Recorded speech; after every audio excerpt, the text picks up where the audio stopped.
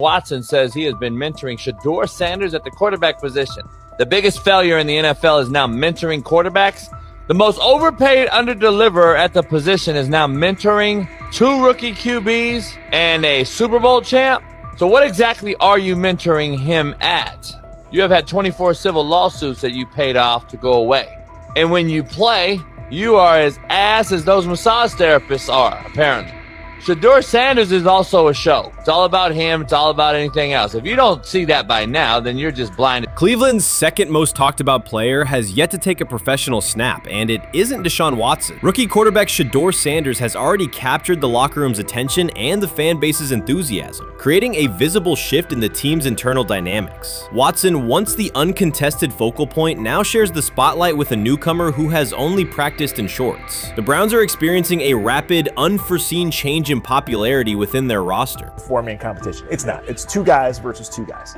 It's the 2 older guys to be the starter. Yeah. It's the 2 younger guys to position themselves however it may be and show little improvement every single day, right? So, of all the things I'm watching the first 5 when they break a session, the first 5 with the veterans, with the ones. Who's in there, where are they going? The ball's going to Jerry Judy, right? Flacco's no dummy, lasts as long as he has, right? He can really whiz it. But as we go on, I want to watch these guys because they probably just got plays installed Tuesday, and they're out there running them Wednesday. Shedeur Sanders arrived in Cleveland and immediately commanded attention. The rookie has yet to take a preseason snap, yet the energy around him inside the building and across social media eclipses what many veterans receive in an entire season. Fan enthusiasm is so strong that Deshaun Watson's jerseys are already drifting toward the clearance rack at the team store. In a matter of days, Sanders has become the roster's second most popular figure, while Watson watches his once secure QB1 status and public approval shrink by the hour. Shedeur or Deshaun? Who do you want as your quarterback next year? Honestly, Shedeur. I love Deshaun though.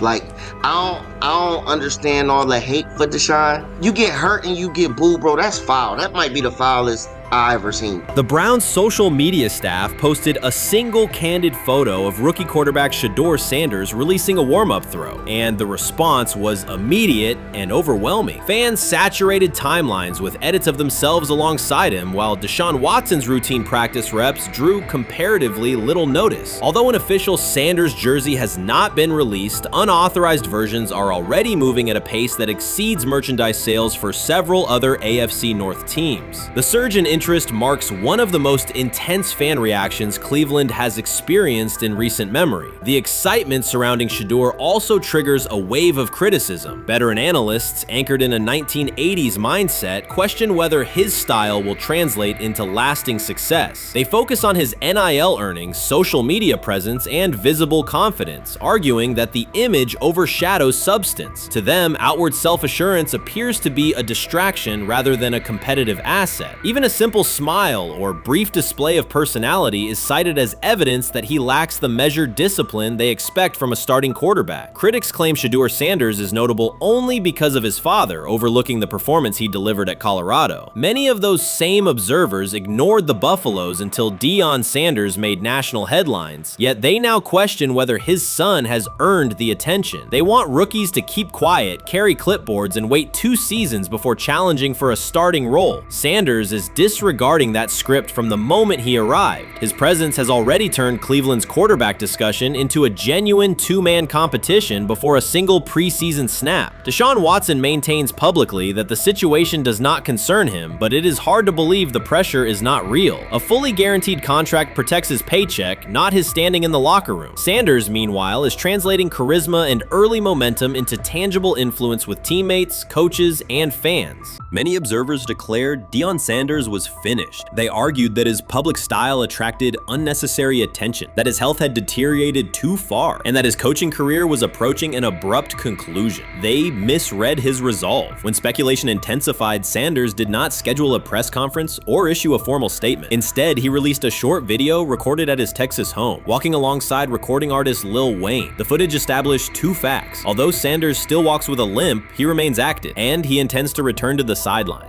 Reports from USA Today and ESPN confirmed that Sanders had temporarily left Colorado to recover from a significant, undisclosed medical condition. He lost 14 pounds and missed several summer practices, leading to widespread debate about his future. Unofficial sources suggested complications related to previous blood clot issues, but no official diagnosis was provided. Throughout Sanders' absence, numerous media outlets framed his situation in crisis language, frequently questioning whether he would coach again. By comparison, when coaches such as Lincoln Riley paused their duties for health or family reasons, coverage emphasized understanding and patience, an imbalance that reflects a common difference in how high-profile black coaches are treated. Sanders' silence was not a retreat, it was a period of recovery. During rehabilitation, he relied on family, faith, and trusted colleagues, yet stayed connected to his program through brief online updates. The video with Lil Wayne demonstrated that he retained strong support from influential friends, countering narratives that portrayed him as isolated or on the verge of retirement. The visual evidence showed that his setback is temporary,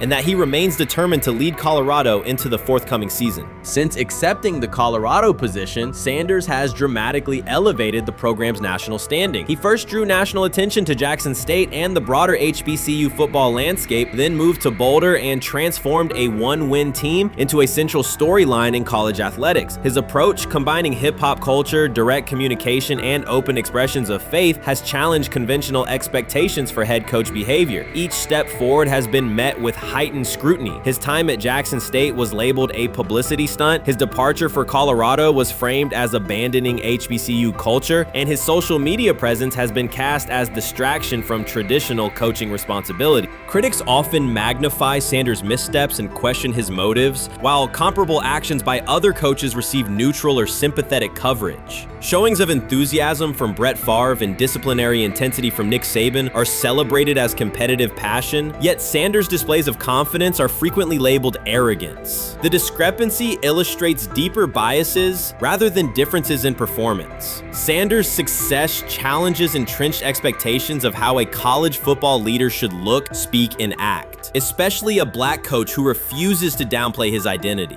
During his convalescence, Sanders maintained close communication with his staff and athletes, reinforcing the standards he had established: discipline, accountability, and belief. The program's daily messaging continued to emphasize preparation and resilience, signaling that Sanders' influence persists even when he is away from campus. Athletes echoed his mantras during workouts, confirming that his leadership extends beyond physical presence. Sanders acknowledges the seriousness of his medical challenge, but has refused to let it define him. He has publicly discussed leaning on scripture and prayer, explaining that his purpose as a mentor, father, and coach extends beyond personal adversity. In that context, the video of him walking in the Texas sun was less a strategic media effort than a straightforward demonstration of continued commitment to his team and mission. Colorado still requires Sanders' vision. Prior to his arrival, attendance was low, national media attention was minimal, and recruiting momentum had stalled. Sanders' leadership brought renewed energy, authentic identity, and higher standards of accountability. Players who previously lacked representation in college football leadership found a coach who shares, affirms, and elevates their cultural background. Sanders supplements conventional coaching priorities, scheme, fundamentals, and execution with empowerment initiatives that cultivate self-confidence and authenticity. As preseason camp approaches, Sanders intends to resume full involvement, even if medical recovery remains ongoing. His presence is expected to restore on-site leadership, stabilize the locker room, and direct media coverage toward on-field progress. For Sanders, the objective extends beyond compiling wins. It includes completing a cultural transformation that expands how success and leadership are defined in modern college football. Those who predict his decline overlook the underlying traits, faith, perseverance, and purpose that have supported Sanders throughout his career.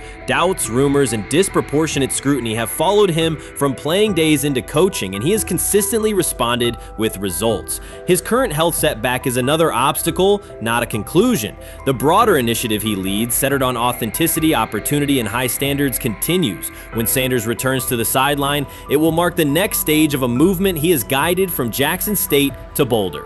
The recent period of quiet has been strategic rather than passive. Instead of defending himself in daily briefings, Sanders focused on rehabilitation, remote program oversight, and family support. Each brief social media message reinforced a consistent theme: faith and preparation.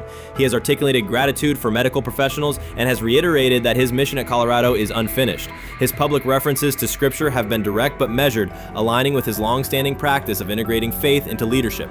By walking through his ranch with Lil Wayne, Sanders signaled continuity. The clip underscored that influential supporters remain engaged, that Sanders' broader network values his vision, and that he remains capable of navigating physical challenges. The visible limp was not evidence of imminent retirement. Rather, it documented the reality of ongoing recovery and the resilience with which he approaches each obstacle.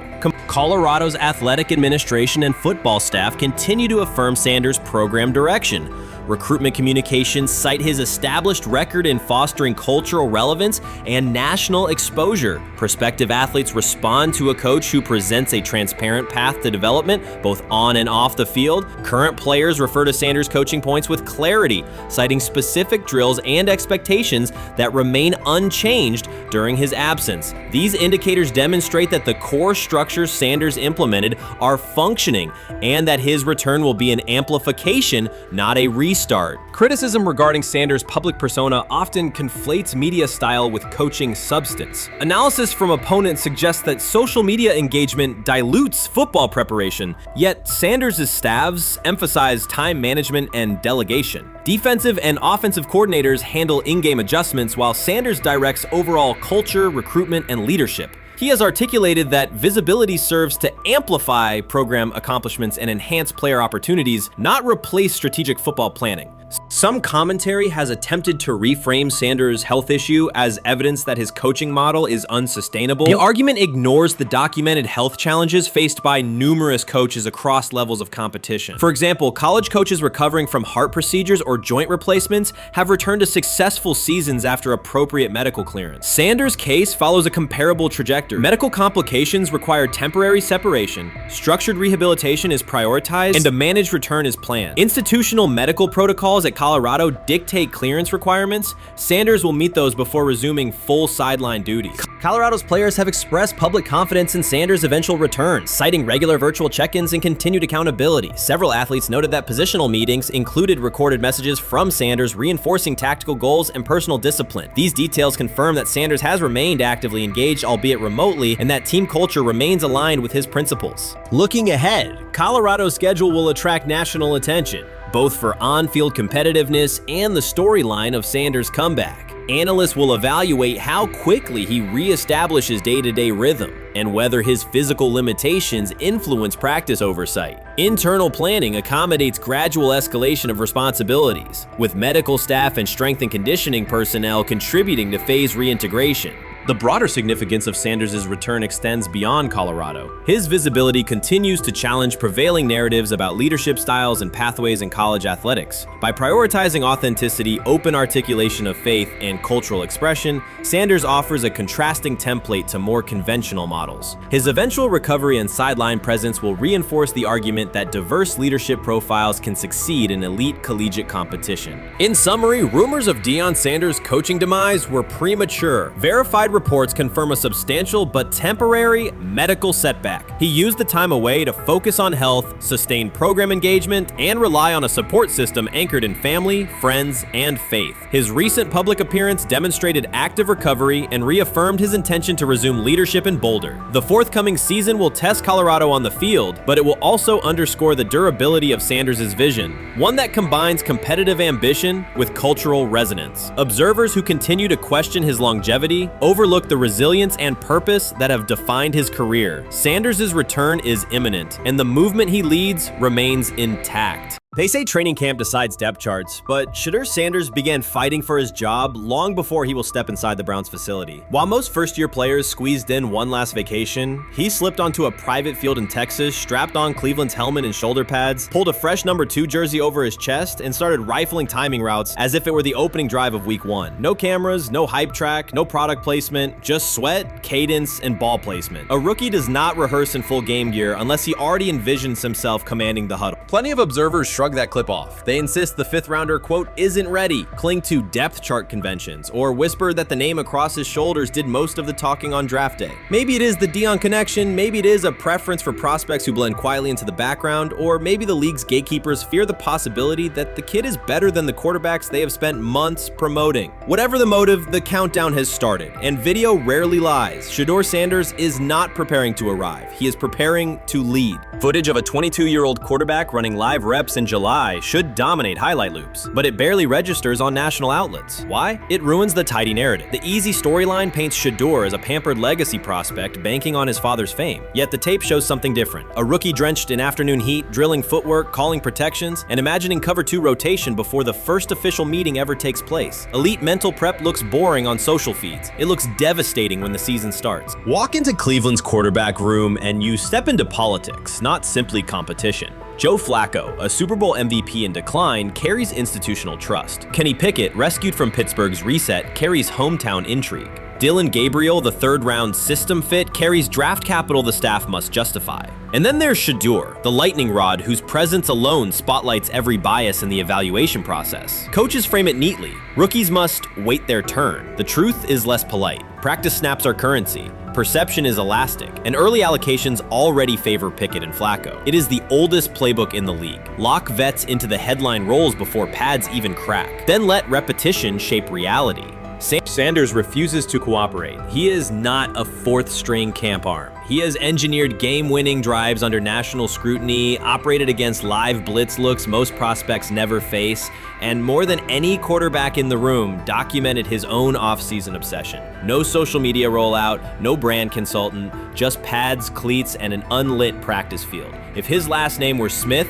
pundits would label him the sleeper of camp. Instead, politics trails every throw. Training camp rotations expose organizational intent. Beat writer Fred Greetham already reports that Pickett and Flacco will open with first-team reps when veterans report July 23rd. Gabriel grabs the developmental snaps, leaving Sanders the leftovers. That isn't performance-based, it's narrative-safe. Gabriel doesn't threaten hierarchy, Sanders bends gravity. Watch the details. Does Shedeur steal 11-on-11 snaps with the twos? Does he run red zone installs or 2-minute drills? If he does, coaches are admitting he is forcing his way in. If he doesn't, they are postponing the inevitable. Either way, the private field reps have sharpened his timing and condensed his release. He is not hoping for an opportunity, he is prepared to seize one the instant it appears. Cleveland's joint practices amplify that tension. First come live periods against the Panthers, then sessions with the champion Eagles. Those reps belong to the starters, so Flacco and Pickett will absorb most of Carolina's disguised pressure and Philadelphia's exotic fronts. Sanders' proving ground will be the preseason opener on August 8th. Under the stadium lights, he will get entire series, real reads, pockets collapsing for real. If his command mirrors the footage from Texas, coaches will have to answer why he never saw earlier work.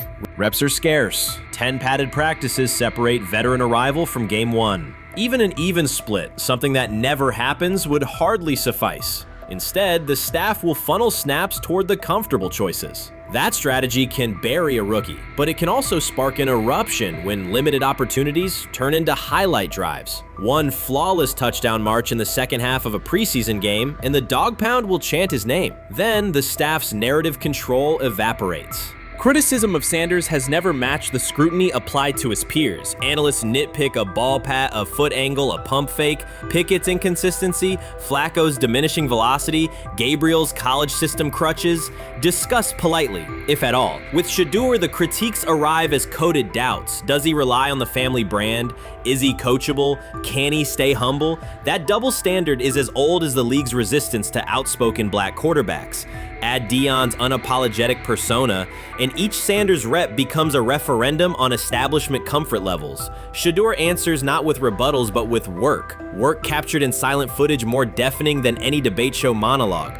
Quarterback drama masks broader roster cracks. The Browns receiver group is crowded yet unproven. The safety room failed to create turnovers a year ago. Interior defensive linemen are still rehabbing, and the offensive line must retool on the fly. Which quarterback can navigate that turbulence? Flacco's pocket mobility is limited. Pickett's confidence remains fragile. Gabriel is months away from processing NFL disguises. Sanders, forged by perpetual doubt, offers poise under chaos and meticulous preparation, a combination this franchise has lacked since, well, almost forever. Forget politics, depth chart etiquette, and recycled sound bites about developmental timelines. The only metric that counts now is who did the work. Sanders pounding through full gear scripts in late June is not vanity, it's vision. While the league sleeps, he refines his drop steps. While media speculate, he rehearses third down checks. He has already decided what he is. The organization must decide if it can recognize it in time. The preseason will provide the answer. Live bullets, real blitzes, stadium noise. When those throws leave his hand under pressure, no one will discuss ball pats, or surnames. They will ask how a quarterback this prepared slipped to round 5. And if the performance matches the preparation, excuses about lack of reps will dissolve.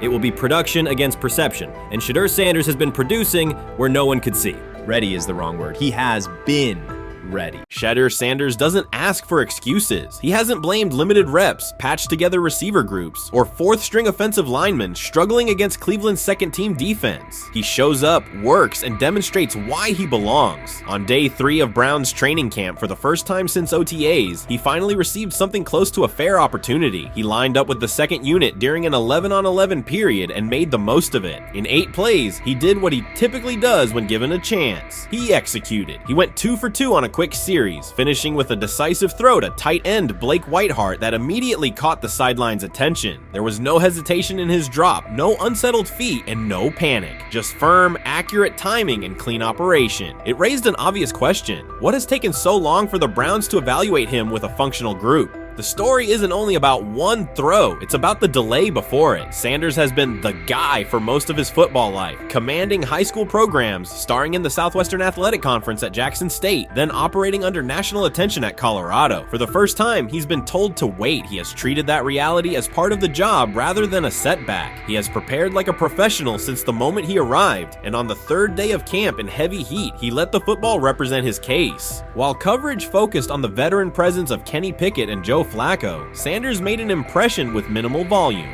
The difference with the second team was immediate. Protection held up, routes were on schedule, and progressions unfolded as designed. Within that structure, he looked like the quarterback who led efficient offenses at Jackson State and Colorado. Calm in the pocket, decisive in his reads, and accurate to tight windows. This was not simply a good practice period, it was a clear statement. He was not just operating the script, he was directing it. The timing was sharp, the reads were clean, and the seam throw to Whiteheart was a high-level anticipation throw, professional in placement and pace. The narrative around Sanders should reflect that when he is placed in a workable situation, his strengths are visible. Early work with 4th unit personnel included protection issues and unreliable spacing. With the 2nd unit, those variables stabilized and his work looked consistent with his resume. The performance supported a straightforward conclusion. The evaluation should move forward with higher quality reps. Sanders has been explicit about his approach. He does not request special treatment. He intends to be prepared so that when an opportunity appears, he can step in without a drop-off. He has said he wants to be ready for anything and not offer explanations after the fact. That mindset fits what teammates and coaches have observed. A quarterback focused on the assignment, not the conversation around it. The conditions were demanding, relentless sun, heavy humidity, and a practice tempo that stressed decision-making. Many players fatigued as the session wore on. Sanders did not show signs of rushing reads or forcing the ball. He managed the pocket, reset his base when necessary, and continued to deliver on time. The path he has taken, HBCU starter in the SWAC, then Power 5 starter under constant attention, has prepared him for compressed evaluation windows. He has been under scrutiny for years. The heat did not change his process. He moved defenders with his eyes, anticipated breaks, and stepped into throws with balance. The crowd was not chanting his name, and there were no ovations. That was irrelevant to the task. He is focused on the locker room and the staff, and he is building credibility the same way he did at previous stops, by being reliable when the ball is snapped. Quarterbacks coach Bill Musgrave has emphasized ignoring external noise and keeping attention on install, footwork, and timing. Sanders is familiar with the dynamic. He has been followed by cameras and commentary since his early teens. He has experience living with attention and still adhering to routine. Under heat, with a narrow set of snaps and multiple decision points, he stayed composed and effective. 2 speeding citations, 91 miles per hour in Brunswick and 101 miles per hour in Strongsville, became national items. General Manager Andrew Berry characterized the decisions as not smart and stressed that it's not only about driving fast, but about the safety of others. Sanders accepted responsibility, stated that he learned from the incidents, and said he would follow the rules. The attention to those citations did not alter his daily schedule or his practice preparation. He arrived early, stayed engaged, and kept the discussion centered on work. Away from the field, he spent time at Rainbow Terrace in Cleveland after a significant apartment fire, distributing supplies and checking on families affected by the incident. There was no formal media rollout around the visit. It was an instance of direct engagement with the community without publicity attached to it. That reflects the same approach he shows inside the building. Do the work first. Sanders treats each rep as if it might be his last for the day and his only chance to show a specific element on tape. He prepares for protections, cadence variations, route adjustments, and timing with a level of detail that compresses the learning curve. When he is not under center, he studies coverages from the sideline, charts plays, and reviews video before and after practice. He writes down the next day's calls so he can anticipate checks. He has referenced using virtual simulation tools to replicate snaps he does not receive physically. That is not a passive stance, it is an active attempt to reduce the distance between classroom and field. He is building relationships across the roster, not just with projected starters. He communicates with defensive backs to understand what they see and how they react to certain stems. He spends time with offensive linemen to align on cadence and protection calls. He connects with newer players away from the facility so that communication improves in practice. That is practical leadership, consistent, low visibility work that becomes obvious when the ball is snapped and the operation is smooth. 3 days into camp, a central question remains. Why hasn't he taken a first-team rep? Flacco has seen work. Pickett has seen work. Dillon Gabriel has been cycled in. Sanders has remained behind all three on the depth chart while producing efficient periods when provided stable support. Head coach Kevin Stefanski has not publicly detailed the plan for distributing first-team snaps among the quarterbacks. When asked, Sanders answered that it is not his place to comment on rotation decisions. That response aligns with his day-to-day conduct, respectful, professional, and centered on the next assignment. The staff is managing a room with a Super Bowl MVP, a former first-round pick, multiple rookies, and a new set of combinations on the offensive line. That creates a set of decisions about exposure, pacing, and evaluation windows. Within that context, Sanders has presented a clear case for additional evaluation. He has shown he can execute the offense as designed when the variables are standard. Musgrave has a long-standing connection with the Sanders family through his time as a teammate of Deion Sanders in San Francisco. That familiarity supports direct communication. It does not guarantee anything about the depth chart, but it does help streamline teaching, feedback, and expectation setting. Inside the defensive back room, veterans such as Denzel Ward have provided perspective on timing, leverage, and eye discipline that Sanders has incorporated into his preparation. He is operating without the immediate family structure that defined his college environment. Away from his brother Shiloh and his father Deion, he is managing his own housing, nutrition, recovery schedule, and all the smaller tasks that accompany an NFL routine. Those adjustments matter because they influence consistency across a long camp. He has treated those responsibilities as part of the job rather than distractions, which is reflected in a steady daily approach. What he showed on day 3 with the second unit was not a surprise to those who have tracked his prior work. It was a continuation of a profile: efficient sequencing, clear timing, and consistent ball placement when protections and routes hold up.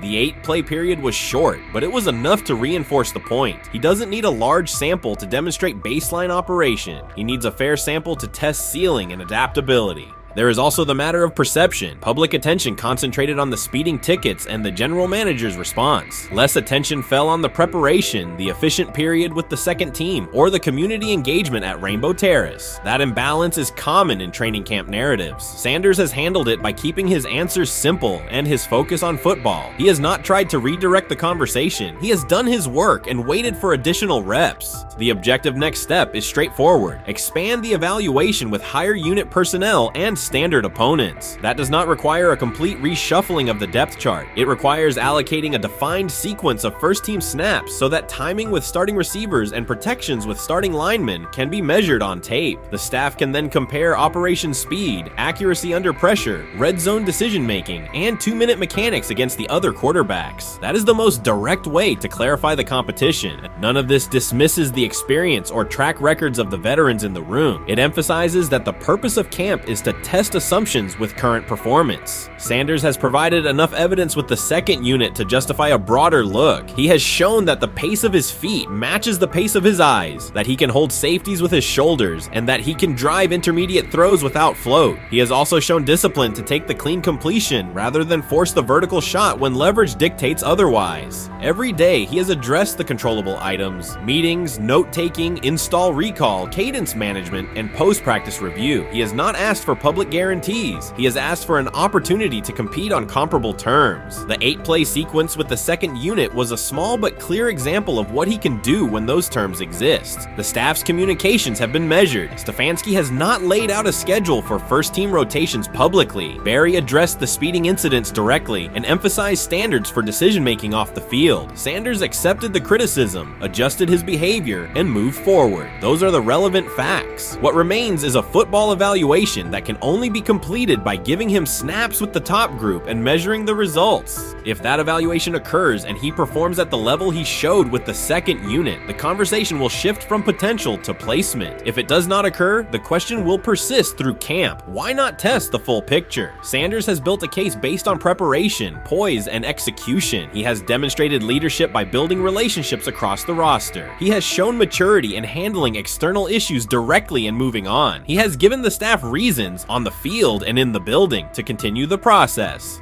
3 days into camp, he has answered everything within his control. He has shown growth, discipline, and consistent operation. He turned early fourth-team disarray into learning, then executed cleanly when moved to the second unit. He kept the discussion on football when outside topics threatened to dominate. He has not tried to win a press conference. He has tried to win every rep. If he continues to stack days like this, the next step is logical. Evaluate him with the starters, document the results, and let the tape determine the depth chart. Until then, he will continue to prepare, continue to compete, and continue to present the same message through his play. I view things as I got time. I got time to be able to grow and mature, and be able to understand the ins and outs of the defenses and be able to get the good insight from the vets in the room. So I look at it as, a plus. And whenever, it's time for me to play. Shedeur Sanders rolled into Browns camp and instantly made the whole practice feel like a recess pickup game. NFL vets suddenly looked like they'd forgotten the playbook and were just trying to keep up. With that being said, I see some balls coming out of Shedeur Sanders at that camp, and I'm like,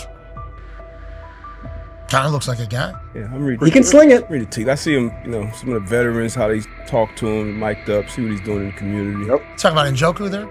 Joku, like that. Yeah, once you see, different little interactions and things like that, I know he has the talent. We'll see. It'll be a competition that usually brings the best out of guys, especially young guys. So I'm interested to see how that quarterback situation. Right after Shedeur Sanders tightened his cleats and the Browns settled in for what they figured was a routine camp day, the whole vibe tilted sideways. No blazing comet, no UFO touching down at midfield, just a swagger-charged quarterback striding in like he'd crashed the wrong league and thought, yeah, I'll stick around and run this show. The Browns had no clue what storm was rolling in. You'd expect an NFL team to do a quick scout, maybe pull up a highlight reel or two, but nope. They greeted Shedeur with a shrug, only to watch him seize the field on snap one and run the whole operation like a seasoned pro. First and foremost, he's been the best quarterback in camp. Now look, Joe Flacco ain't had many opportunities. There was a whole day I saw he didn't throw the ball at all. Here's my theory on the situation. They already know who's starting in the number 2 is. They already know. Joe Flacco and Shedeur Sanders is already locked up. You're missing the boat, people. You're missing the boat.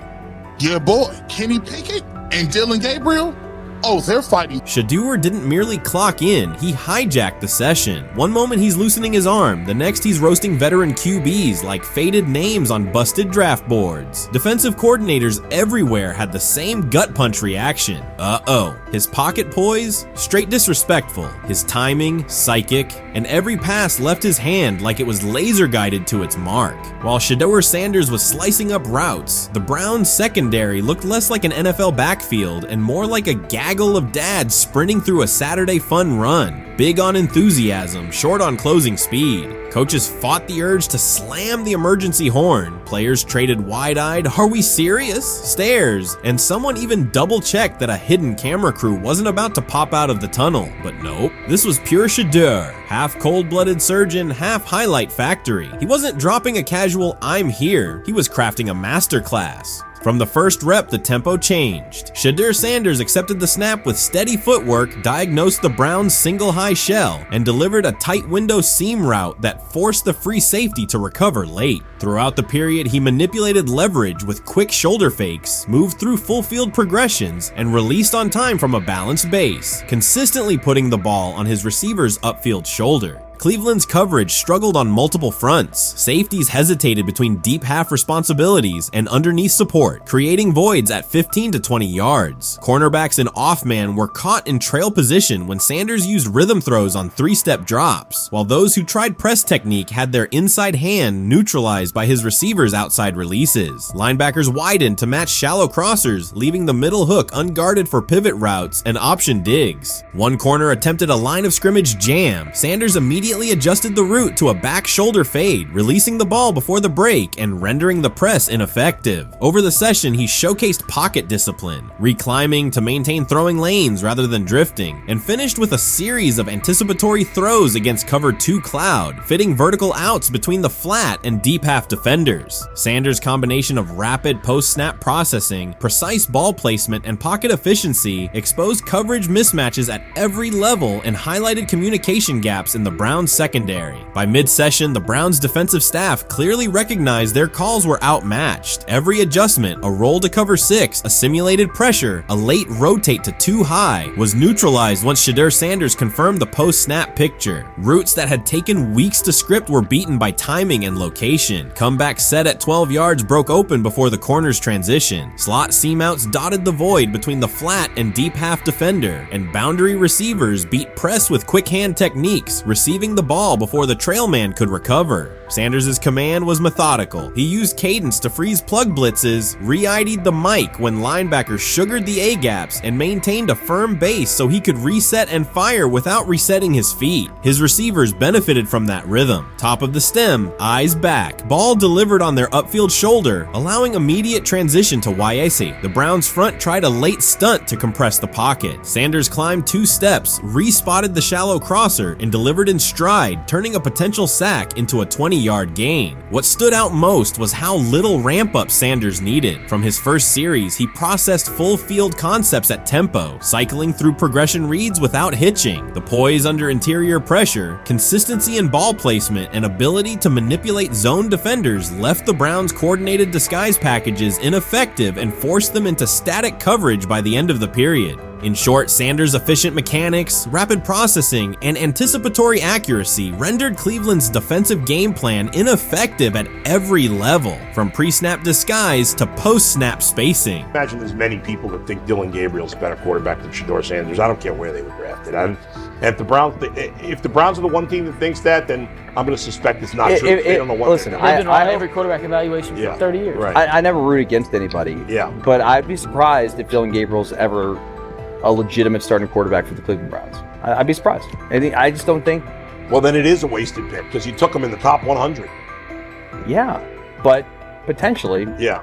May get away with it because of Shedeur. An edge rusher chirped at Shedeur Sanders between snaps, hoping to shake his rhythm. On the very next play, Sanders answered with a 30-yard laser, a deep dig from the boundary side that split the single high safety and the trailing corner. He hit the top of a 5-step drop, kept a firm base, and delivered on time to the receiver's outside shoulder, turning what should have been a routine rep into a sudden change explosive. From that moment on, every coverage wrinkle the Browns tried, rotating from cover 3 to quarter half, flashing a Tampa 2 shell, mugging both A-gaps, was met with a precise counter. When corners pressed, Sanders adjusted the route to a back shoulder fade. When safeties widened, he checked to a glance post. When linebackers bailed, he found the running back on a delayed option out of the backfield. Even late simulated pressures couldn't move him off his spot. He simply climbed, reset his feet, and fired. As Cleveland's defenders rotated through checks, Sanders manipulated them with cadence and eye discipline. He froze weak side safeties long enough to create intermediate windows, then feathered the ball into those lanes before help could arrive. When the Browns finally dropped 7 and matched every route, Sanders tucked the ball and converted 2 separate 3rd and 6 situations on the ground, reminding everyone that his mobility is as calculated as his arm. By the end of the session, the defensive coordinator's call sheet looked obsolete. Sanders had neutralized blitz looks, exposed spacing issues in zone, and forced the unit into static base coverage just to survive the period. It wasn't a camp drill anymore. It was a clinic on timing, processing speed, and controlled aggression, delivered snap after snap by a quarterback who never needed a warm-up lap to own the field. They never planned on taking him. The problem is,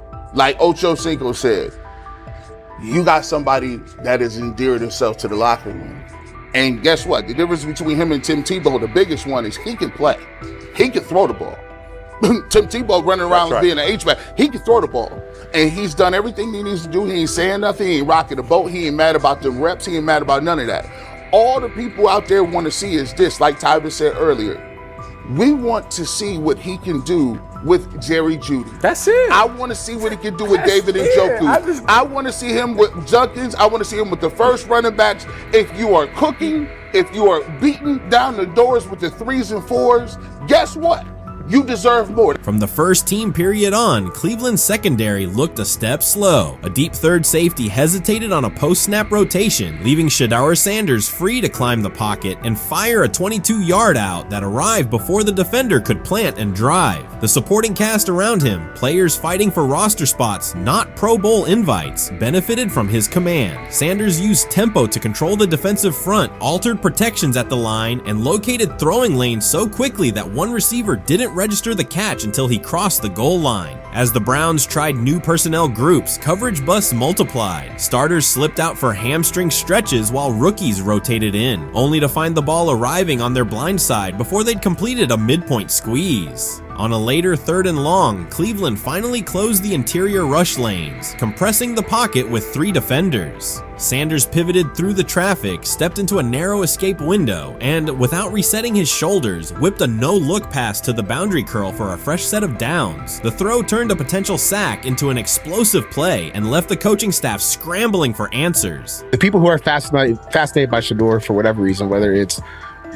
his play, I guess, last year was kind of fun. If you're just like a guy who grew up like loving Deion Sanders and passed that love on down to your kids, I can see why you're like that. The one thing I will give them is you're looking at this quarterback room. If you're a fan of Shedeur and say, why can't he go beat Dylan Gabriel or Joe Flacco or Kenny Pickett? So I do understand that part of it, right? Because why not? Why couldn't he be a Brown starter in October or November? That looks like a quarterback room where everyone will get a chance to start. You made an interesting point. So I tend to have the drip, drip, drip. This was my Johnny Manziel theory, is that everybody makes mistakes, especially when you're young. But if I see 2, 3, 4, 5, then you've got a plumbing issue. It's not just you didn't close the faucet. So there's about 6 pieces of video in college where Shedeur was a little bit of a brat. Whatever. Then there's the legendary cringy draft room. Didn't love that as a B prospect. Then there's back-to-back speeding tickets, both over 90, and a missed arraignment. The NFL is navigating unexpected headlines after a former Browns coach publicly defended Shedeur Sanders in response to reports of multiple speeding tickets. The coach's statement has sparked extensive online debate. Supporters welcome the show of loyalty, while critics question the motive. Sanders now finds himself at the center of an unforeseen controversy, and observers want to know why a Cleveland coach is standing so firmly in his corner. The story is developing rapidly and continues to draw intense attention. When it came out that he got a speeding ticket, I said it's not really that big a deal. I feel very differently about it now. Over 40 miles an hour over the speed limit, less than 2 weeks after you just got a ticket. I don't know if that's entitlement or immaturity. There's got to be some teams that are feeling very good right now that they didn't draft him. Observers are focusing on Shedeur Sanders' recent speeding ticket, treating the violation as a measure of his character and sidelining his athletic, academic, and philanthropic accomplishments. The incident, driving 15 miles per hour over the limit in a borrowed Lamborghini, has drawn sharp criticism. In response, a former Cleveland Browns coach has taken the opportunity to comment, even though the franchise is widely viewed as unstable due to its frequent coaching changes and limited on-field success. By defending Sanders, he presents himself as an authority on discipline and leadership. The statement, coming from an organization seldom praised for stability, has nonetheless attracted considerable attention across the league. You want to defend him a little bit. I thought this was an interesting take. Yeah, I thought it was really interesting that you said you were out because of the speeding tickets. To me, that's such a minor thing. You were so high on him in terms of his completion percentage in OTAs, and I thought that was a little aggressive on your part. But with the speeding tickets, I got a speeding ticket the first night of the draft, my first year there. I thought maybe I'd get the benefit of the doubt, but they they gave it to me anyways. As soon as the former Browns coach defended Shedeur Sanders, social media erupted with commentary, resembling the volume of draft night coverage. Posts and opinions appeared within minutes, and criticism escalated rapidly. Detractors amplified Sanders' minor speeding violation, while supporters argued that such reactions were disproportionate to a single traffic citation. Shedeur Sanders received 2 speeding citations, and the minor traffic issue quickly drew national attention. Before considering the former Browns coach's response, it is useful to clarify the facts. Sanders, son of Pro Football Hall of Famer Deion Sanders and a current college quarterback, was twice ticketed for exceeding the limit while driving a high-performance vehicle. Commentary on social media escalated rapidly, with critics framing the incident as a significant character concern, even as the league has historically tolerated far more serious legal transgressions. Stepping into the debate, a former Cleveland Browns coach, best known for a tenure filled with losses and contested decisions, issued a strong public defense. He argued that 2 speeding tickets should not define Sanders' reputation or overshadow his on-field talent and community work, urging a balanced assessment of the player's actions. I don't love it from a 5th round draft pick. I don't love that it happened multiple times,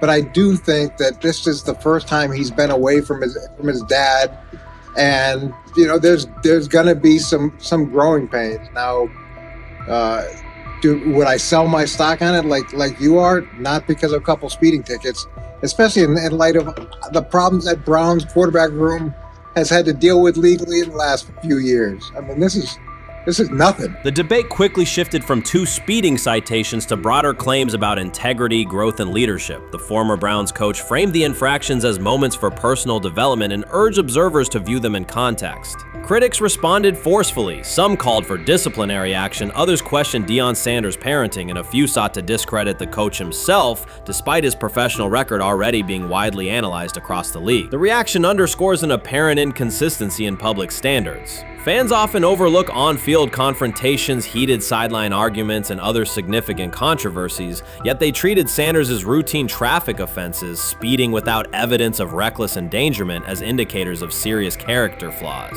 If such minor violations were adopted as the primary measure of morality in professional football, many players would face similar criticism.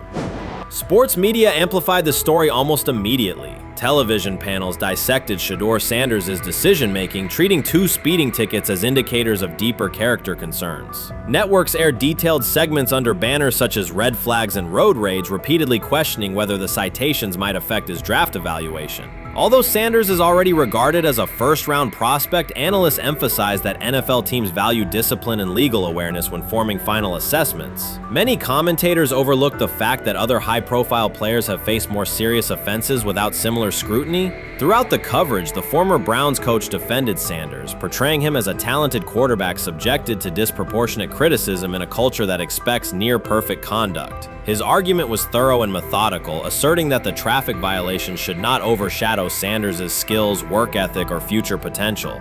Commentators point out that the coach's intervention was not entirely selfless. He recognized the publicity potential. One day he was an overlooked figure from a struggling Browns era. The next he was a trending name across sports media. The discussion quickly expanded beyond Sanders' speeding citations to questions of image management and narrative control. Critics demanded disciplinary measures, public apologies, team sanctions, and formal statements. Yet their objections seemed directed less at the traffic infractions themselves and more at Sanders' high profile, confidence, and resistance to traditional expectations. In practical terms, Sanders' brand remains intact. The coach secures renewed relevance, and the episode supplies another headline in the ongoing story of modern football. The next time Sanders is seen in a high-performance car, the debate will likely reignite, focused not on speed limits, but on the broader culture of the league. Meanwhile, new voices continue to join the conversation. Broadcaster Colin Cowherd has already weighed in, offering his own reassessment of the incident and its broader implications. Breaking news, Shedeur Sanders last night was pulled over going 100 miles per hour. All right, he clocked 101, 41 miles an hour over the speed limit in Cleveland. He will have the opportunity to fight the ticket in court. Now, I'm not exactly sure where he was pulled over, whether or not that it was in Ohio or whether or not that it was in his home state. But typically when you're going 40 over, that's flirting with the line of reckless driving. Folks, I gotta tell you, I don't understand what it is with these young men driving at absurd speed. Colin Cowherd's view of Shedeur Sanders shifted abruptly. Days after praising the quarterback's poise and skill, he appeared on air to declare that Sanders is overhyped, unfocused, and distracted by celebrity. The reversal was immediate, without any gradual reconsideration. Cowherd now frames Sanders' 2 speeding tickets as evidence of poor judgment, even though he has defended other quarterbacks facing far more serious off-field issues. The sudden, wholesale withdrawal of support leaves viewers questioning the consistency of Cowherd's criteria and illustrates how quickly media narratives can change when minor incidents receive outsized attention. This is okay. nothing. Okay.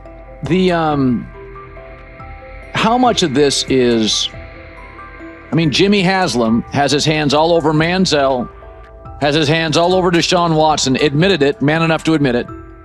I saw the reaction in the draft room when they took Shedeur Sanders. Pretty obvious it wasn't the coach and the GM's pick. How much is this team has 8 last place finishes in 13 years owning it. How much of this is we don't have a very good owner here like Washington, D.C. and the Commanders? Yeah, I didn't love the owner stepping in and saying, you got to take this guy in the 5th round.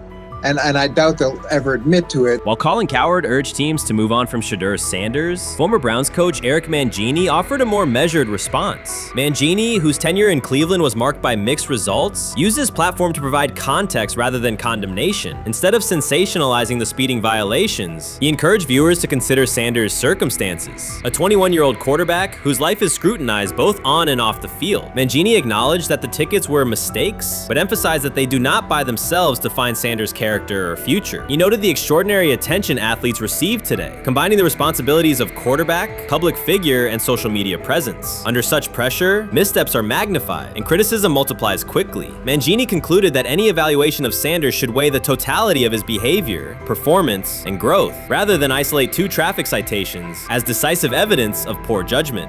Sometime last week, and then, and I just tweeted that out again this morning, and then today, the Joe Flacco one got posted. So running through this, and then of course we'll still have Dylan will be next, and then Shedeur will come last. As training camp nears, Mary Kay Cabot is providing straightforward analysis of the Cleveland Browns quarterback competition. The starter has not been named, but she has moved away from her earlier skepticism of Shedeur Sanders and now acknowledges his talent and potential. Cabot explained that if Joe Flacco is chosen to start week 1, it will mean he is the most prepared to play immediately. This approach would also give younger quarterbacks such as Kenny Pickett time to adjust, refine their skills, and maximize their potential while Flacco handles the early workload. She added that a Flacco start would not prevent Sanders from earning the position later in the season. The depth chart remains flexible, and Sanders' continued development could put him in line for an opportunity as circumstances evolve. Cabot also noted that Pickett could win the job for week 1, but he must demonstrate he can integrate smoothly with the offense and perform reliably under pressure. The Browns want a leader who can control the huddle, execute plays efficiently, and maintain composure. Pickett's performances in upcoming practices and preseason games will be critical in determining whether he secures the starting role or Sanders ultimately takes the reins as the season progresses. Things like that. It doesn't mean that that Kenny can't swoop in there and steal that job by them, but he's really going to have to show that he has a complete mastery of this scheme and this system, and that they don't have to dial it back a lot to put him in there. So these will be some considerations, and I do think that that as the preseason goes along, it will become evident. Mary Kay Cabot recently stated that Shedeur Sanders is ready, and the Cleveland Browns are monitoring him closely. After a strong showing during organized team activities and minicamp, Sanders has made notable strides in his development. With continued progress, he is expected to return to the field prepared to contribute meaningfully. The Browns coaching staff is tracking his growth, and anticipation about his long-term role is increasing. Cabot added that if Sanders maintains this trajectory and continues to demonstrate poise within the team, he will have a legitimate chance to earn the starting quarterback job. Each practice rep strengthens his case, reinforcing the possibility that his development could benefit both the player and the organization. As Sanders impresses, discussion about his future in Cleveland becomes more compelling. Cabot also emphasized Sanders' advanced understanding of the offense. She noted that his football IQ appears in every drill and that he seems ready to execute the Browns system at full speed. His ability to process defenses quickly and make decisive reads distinguishes him from his peers. With the appropriate opportunity, Cabot believes Sanders could become a genuine difference maker for the Browns. One One area Cabot highlighted is Sanders' command of pre-snap adjustments. His capacity to diagnose defensive fronts and communicate changes gives him an edge and reflects high football intelligence. If he translates those reads into consistent connections with his playmakers, he could elevate the Browns' offense significantly. By comparison, Cabot said quarterback Dillon Gabriel is still refining his grasp of complex terminology and play calling. While Gabriel possesses upside, Sanders' comfort with intricate concepts and his ability to manage tight pockets under pressure give him a clear advantage at this stage. Gabriel must sharpen those elements to compete at Sanders' level. Cabot previously reported that Sanders had already earned first-team practice snaps ahead of Gabriel. Her latest update confirms that Sanders is now approved as the Browns' starting quarterback, solidifying the organization's commitment to him as QB1. Expectations are high, and his response to the challenge will be closely watched throughout training camp and preseason. Cabot further noted that head coach Kevin Stefanski authorized Sanders to take expanded first-team reps beginning next month. This milestone underscores Sanders' readiness and the coaching staff's confidence in his progress. As the regular season approaches, Sanders aims to cement his status as the starter, and the competition for that position is intensified. Though Sanders leads the race, Kenny Pickett remains in contention. Cabot stressed that Pickett must prove he can integrate seamlessly with the offense and perform consistently under pressure. His performance over the next several weeks will determine whether he can challenge Sanders for the starting role. With both quarterbacks vying for the top spot, the Browns' Week 1 starter will be one of the most scrutinized decisions of the upcoming season. For now, Cabot's reporting underscores Sanders' rapid ascent, strong football intellect, and growing command of the offense, qualities that position him well to lead Cleveland's offense when the opportunity arrives. The rumors have ended, the decision is public. Cleveland Browns owner Jimmy Haslam has informed every level of the organization that unless an unforeseen injury intervenes, Shedeur Sanders will start at quarterback in Week 1. The announcement is not an informal suggestion or a quiet push in the background. It is a direct order. Multiple independent reports, amplified most visibly by Colin Cowherd, confirm that Haslam delivered the directive himself. From the owner's viewpoint, the logic is simple. No one else on the roster offers the same combination of talent, leadership, and long-term upside. Joe Flacco is approaching the twilight of his career. Kenny Pickett has shown flashes but remains inconsistent. Dillon Gabriel, taken in the 3rd round, is a developmental project. By contrast, Haslam believes Sanders can alter the franchise's trajectory immediately,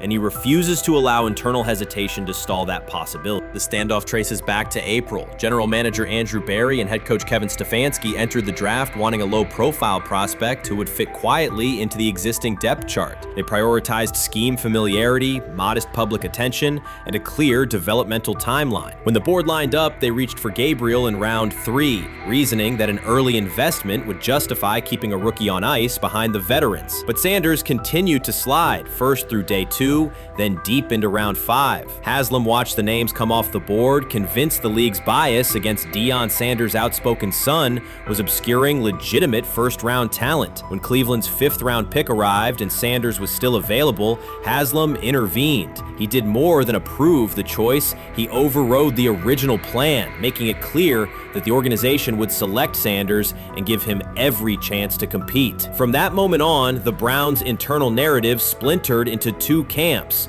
those ready to accelerate around their owner's vision and those still trying to protect their original approach. Once rookie minicamp began, Sanders erased much of the speculation. He commanded huddles, processed coverages quickly, and delivered throws with anticipation that belied his draft slot. Teammates noted his willingness to accept blame for missed timing, then correct the error without dramatics. While Flacco and Pickett split most first-team reps, Sanders treated limited opportunities as full-speed auditions. During organized team activities, he identified blitz looks, redirected protections, and consistently found his second read when the primary route was covered. More than one defensive veteran told local reporters that Sanders looks like the best arm in the building. That assessment forced Berry and Stefanski to reevaluate their timetable. They could no longer label Sanders a long-term project without contradicting on-field evidence. Drafting Gabriel 2 rounds earlier had provided the staff an excuse to slow roll Sanders' ascent. Coaches could point to investment cost, meeting room familiarity, and installation comfort to justify Gabriel's snap share. Yet each practice rep in which Sanders outperformed the 3rd rounder weakened that shield. Behind closed doors, position coaches began requesting more Sanders film for cut-ups, and offensive assistants quietly shifted meeting questions toward concepts the rookie already executed well. By mid-June, Berry himself started describing Sanders not as a developmental asset, but as a competitive option.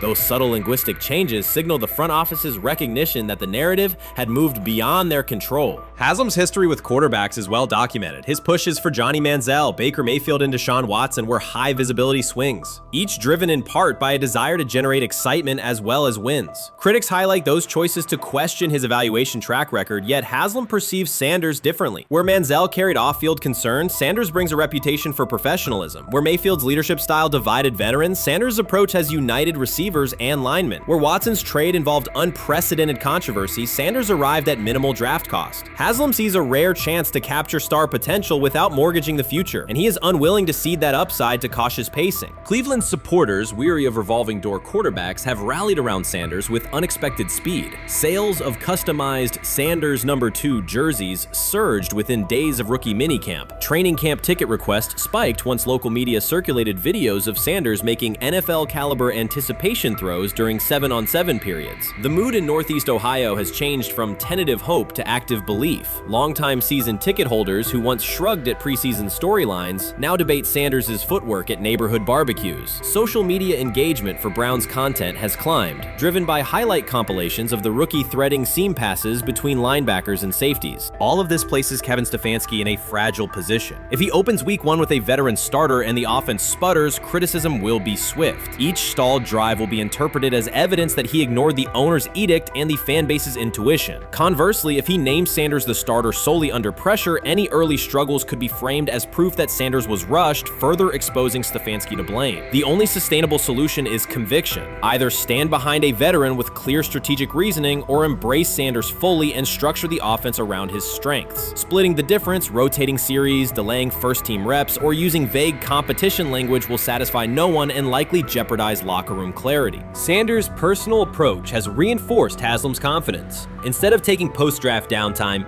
he traveled to Texas to train in full Browns gear at facilities near his father's home. The leaked clip of Sanders executing footwork drills in helmet and pads wasn't a marketing ploy. It was a glimpse into a quarterback visualizing Week 1 live. Team personnel who viewed the footage recognized purposeful rehearsal, cadence calls, pocket movement against simulated pressure, and follow-through adjustments based on imagined rush lanes. Observers asked why a rookie would conduct such intense solo sessions in May. The answer is straightforward. Sanders does not view himself as a developmental pick. He considers himself the starting quarterback of the Cleveland Browns and prepares accordingly.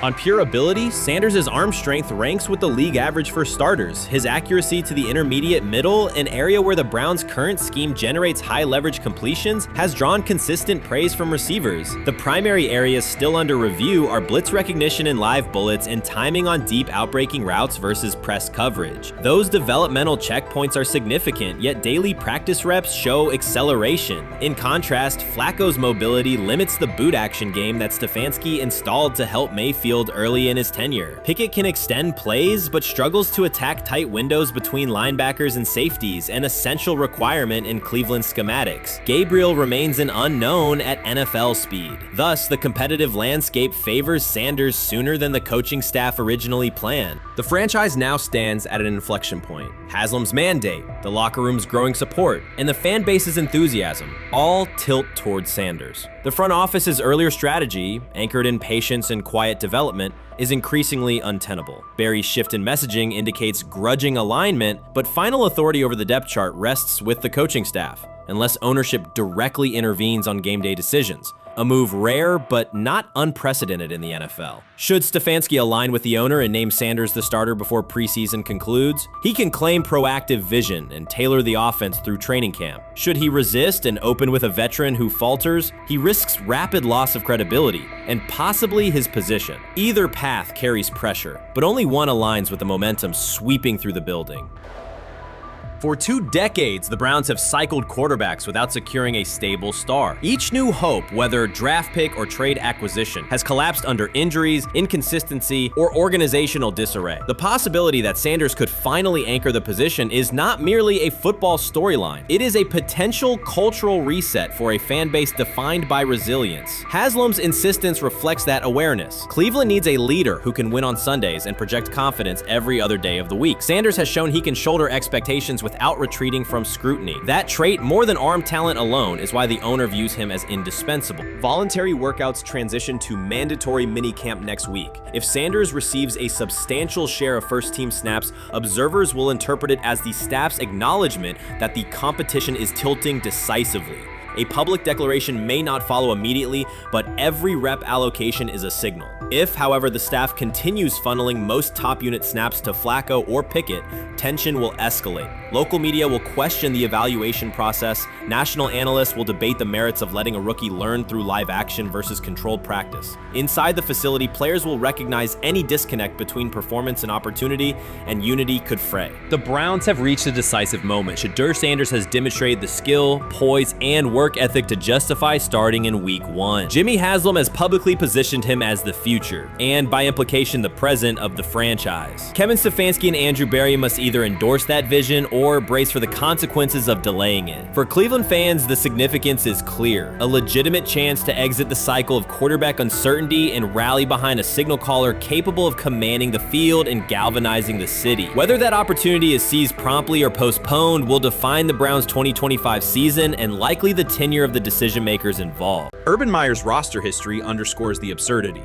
Meyer coached Aaron Hernandez, whose off-field crimes are well documented, along with other players entangled in assaults, academic misconduct, and more. Yet Feinbaum singled out Newton, a national champion, Heisman Trophy winner, and NFL MVP, as the worst. This selective condemnation is not new. When Deion Sanders recently suggested implementing an NIL salary cap to restore competitive balance, Feinbaum dismissed the proposal and called Sanders a hypocrite rather than engage with the substance. The pattern repeats. Feinbaum routinely targets Cam Newton, Deion Sanders, Jameis Winston, Lamar Jackson, outspoken black athletes and coaches, while extending grace to figures such as Nick Saban, Kirby Smart, Dabo Swinney, or Tim Tebow under similar circumstances. Newton is no longer content to remain silent while others distort his story. In response, he laid out an accurate chronology, highlighting facts the commentary networks rarely repeat. One long-standing myth is that Newton was expelled from the University of Florida. He was not. Tim Tebow held the starting job unchallenged, and Meyer had no intention of displacing his star. Like thousands of athletes each year, Newton transferred to find a place where he could play. The move was strategic, not disciplinary. He is with 3-2-2-5-3-17 to transfer to and more back. Meyer was. Critics habitually resurrect the 2008 laptop incident to tarnish Newton's entire career. Newton has acknowledged the mistake, but its relevance is overstated. The incident did not prompt his transfer, nor did it derail his trajectory. After leaving Florida, Newton enrolled at Blinn College, a Texas JUCO powerhouse, and led the Buccaneers to a national championship while posting dominant statistics. That performance earned him the opportunity to transfer to Auburn. At Auburn, Newton produced one of the most extraordinary single seasons in collegiate history. More than 4,000 yards of total offense,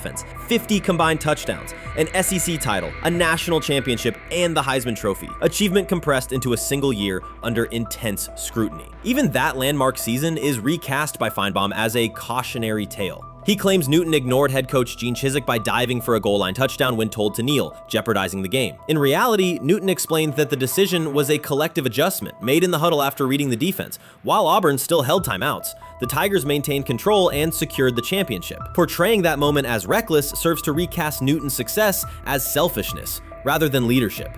Feinbaum's approach to Sanders reflects the same dynamic. When Sanders urged a structured NIL ceiling to protect athletes and stabilize rosters, Feinbaum immediately labeled him hypocritical. Yet when Saban or Swinney voice identical concerns, Feinbaum frames them as thoughtful guardians of the sport. The inconsistency reveals that the determining factor is not the argument but the identity of the speaker. Unapologetic black leaders who control their narratives, challenge entrenched hierarchies, and Feinbaum's commentary often functions as a check on that influence. Newton countered Feinbaum's latest attack with a concise statement. "You're lying, Paul. Please stop." Behind those words lay a broader indictment of the media machinery that weaponizes half-truths. By calling Newton the worst player Meyer coached, Feinbaum was seeding doubt among fans front office evaluators, and future historians. Newton, now an established media presence and entrepreneur, no longer depends on traditional outlets to correct the record. He reminded audiences of 3 essential truths. He departed Florida on his own terms, he led Auburn with support from coaches and teammates, and he captured every major accolade available in college and professional football without conforming to prescribed expectations. An unspoken rule lingers in American sports discourse. Black athletes may excel, but must do so quietly, gratefully, and without highlighting systemic inequities. Newton broke that expectation early by celebrating with unreserved joy, answering questions candidly, and refusing to minimize his personality. For some commentators, that confidence is reinterpreted as arrogance. Feinbaum's repeated attempts to undermine Newton follow a familiar script of policing behavior rather than analyzing performance. Yet, legacy rests not in a pundit soundbite, but in tangible achievements and public memory. Newton's resume, Heisman winner, national champion, NFL MVP, speaks for itself. Millions of fans witnessed his impact on Saturdays and Sundays. Countless young quarterbacks saw someone who looked like them redefine the position's possibilities. The same is true for Sanders, whose player-first coaching philosophy and media savvy continue to influence college football's direction. Feinbaum's commentary cannot erase these realities. Newton, Sanders, Winston, Jackson, and others have already secured their places in football history. By publicly confronting misinformation, Newton set a precedent for athletes who now possess the platforms and technology to present their stories unfiltered. The microphone no longer belongs exclusively to legacy broadcasters. Newton holds it now, and he intends to keep it. A decisive shift that reduces the gatekeeper's influence and ensures that accomplishments are judged on merit rather than narrative manipulation. That's exactly what he says. I'm told the footage of Shedeur Sanders meeting with the Giants is so bad that both the Browns and the Sanders family have threatened legal action if it is published. The New York Giants have released audio from their draft interview with Shedeur Sanders, and the disclosure has drawn intense public reaction. Fans want to know whether Sanders made critical remarks and why the Giants shared material that should have remained confidential. The situation revolves around an open microphone, contentious comments, and the broader implications of the league. The New York Giants published a brief, edited segment from their interview with Shedeur Sanders and withheld the remaining footage. Observers are debating whether this was a strategic public relations decision or an attempt to discredit him. The team has offered no additional explanation, and many fans view the limited release as inadequate and potentially misleading. They are demanding full transparency and accusing the organization of orchestrating a negative narrative. While criticism of Sanders is vocal, his supporters are responding with equal intensity. There was another team that he sat down with. What do you mean it didn't go well after that? So, he was pissed that they did that to him. They did that to him. He counter-confronted the them. same thing they do to every other quarterback prospect. They did that to him. They slide in a mistake to see if you catch it. Right. And so because you're the quarterback. But he didn't take it as a correction. He took it as like he got pissed off. Yeah, and it's like so here's another one. So another one was, he throws a bad interception, and it was a deep throw early in the game, and he comes back and they go in the meeting, they show the interception. The Giants have released only a brief excerpt of the interview and are refusing to share the rest. Their decision has drawn criticism across TikTok, X, and Facebook, where many see it as a poorly handled public relations move. Fans are calling for the full recording to be published so the situation can be judged in its entirety. The GM is on film that the son, they asked the son last draft, yo, who you think I should pick? His son yo, you need to get the Jaden Daniels, B. This is what his son, it's on tape. You should go Jaden Daniels. He laughing at his son. And all right, cool, get Jaden Daniels. I don't even know how that tape got out. I wouldn't have let the get out. Shedeur Sanders appears unfazed by the situation. Although the Giants suggested he was more hype than substance, their handling of the interview has instead elevated his visibility. Analysts across major sports outlets are now discussing him more than before, keeping his name prominent in the news cycle. New York Giants, where these tapes at? You hear me? Because if Shedeur Sanders was so unprofessional, y'all would have leaked the tapes for the whole world could see, right? Cause understand, it's a lot of he say, she say. But one thing I do know, as a young black man growing up in this world. Being straightforward and not sugarcoat anything. The Giants' PR team appears to reject Sanders' family connection outright, a decision many view as unprofessional and lacking nuance. Internal discussions seem to have dismissed quarterbacks with prominent relatives as poor fits for the organization, revealing limited awareness of public perception. The response was swift. A single edited clip ignited widespread debate on social media, with fans asking why essential segments were held back and what the team might be hiding. Critics argue that if the full interview contains nothing damaging, the club should release it in its entirety. Online discussion intensified immediately and continues to gain momentum. What they do during the film and the combine and the meetings is teams will install mistakes intentionally planted in the install, and they want you to catch them. Shedeur didn't, and when a coach called him out, once again, it didn't sit well. It's like, bro, there's not many teams needing quarterbacks, especially since Pittsburgh appears to have a deal with Aaron Rodgers and Tennessee's getting Kale Moore. The Giants' decision to withhold the full interview has produced an unintended result. Instead of diminishing interest in Shedeur Sanders, it has intensified it. Media outlets and analysts are now examining every on-field rep, press comment, and public appearance as evidence of how he conducts himself under scrutiny. Each throw, adjustment, and answer is tracked and evaluated against league standards, reinforcing the view that he remains composed and professional. Many fans contend that the organization has misrepresented Sanders and suggest the issue may stem from the Giants' view of his father, Deion Sanders.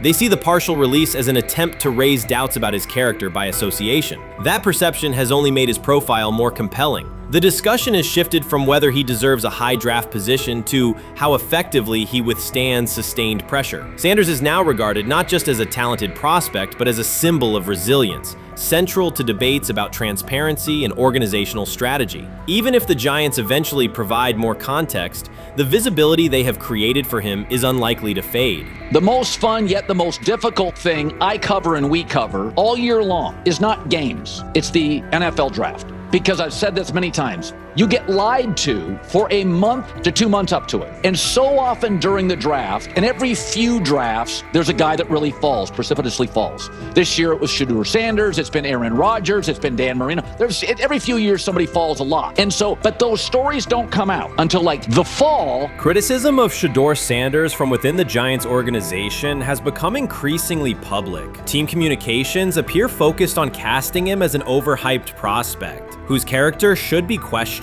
a narrative that seems aimed at shaping opinion rather than assessing performance. Yet each selective release or negative remark has instead amplified attention on Sanders and elevated his reputation. Efforts to confine him to a narrow, unfavorable image continue to produce the opposite effect, reinforcing his position as an underdog who endures external pressure. The debate has shifted from football analysis to broader concerns about narrative control and transparency. Fans, reporters, and online communities are still urging the Giants to publish the full interview, arguing that only complete context can resolve speculation. The organization's refusal to comply has intensified scrutiny and led many observers to conclude that the team underestimated public reaction and now faces questions it could have avoided with full disclosure. The tapes, the New York Giants have the tape. They definitely have the tape. It's confirmation that they had the tape. Shedeur didn't do nothing. It's what they saying he did. I'm gonna tell you what these mixed reaction right here. So we already know about the New York Giants, but the Pittsburgh Steelers head coach Mike Tomlin reported admired Sanders' talent, but hesitated to draft him due to previous challenges with quarterbacks like Russell Wilson and Justin Fields, leading to more cautious approach. Las Vegas Raiders. Sanders met with Raiders at the NFL scouting combine and expressed enthusiasm about potentially joining the team. His familiarity with the West Coast offense and quick release was noted positive, though concerns about his ceiling. Hours after the Giants posted that short audio clip, the timeline never slowed. Comment threads filled with frame-by-frame breakdowns, lip-read attempts, and side-by-side comparisons of what was said versus what was left out. Reporters called league contacts. No one could explain why a franchise would stir this level of curiosity only to seal the vault. Each refusal sharpened focus on Shedeur Sanders, turning routine throws into national talking points. Analysts kept circling back to the same note. His cadence at the line looks unchanged, steady against the noise. Hashtags demanding the full interview, trend drop, and trend again. Podcast hosts bump scheduled segments to lead with the leak. Rival teams get asked how they would handle a similar situation, then quietly check their own archives. Inside Giants headquarters, the plan to shape the story looks less like strategy and more like a slow burn spotlight they can't switch off. And now every preseason snap, every media availability, every stray sideline camera angle gets fed into a loop that asks, what are they still hiding? The file remains locked. Curiosity keeps compounding. Until someone presses upload or steps to a podium and explains the redactions, the subject drifts away from depth charts and play design, fixing instead on secrecy, control, and the risk of underestimating how fast attention turns pressure into permanence. Momentum isn't fading, it keeps recalibrating, louder, impossible to mute. He lied to us all when he said that this was going to be an open competition, a four-man open competition when it comes to the QB situation up there in Cleveland, in which, from the looks of it, all we've seen it be was a three-man race. The only people that has been getting reps in with the first team or with the veterans are Joe Flacco, Kenny Pickett, and Dylan Gabriel.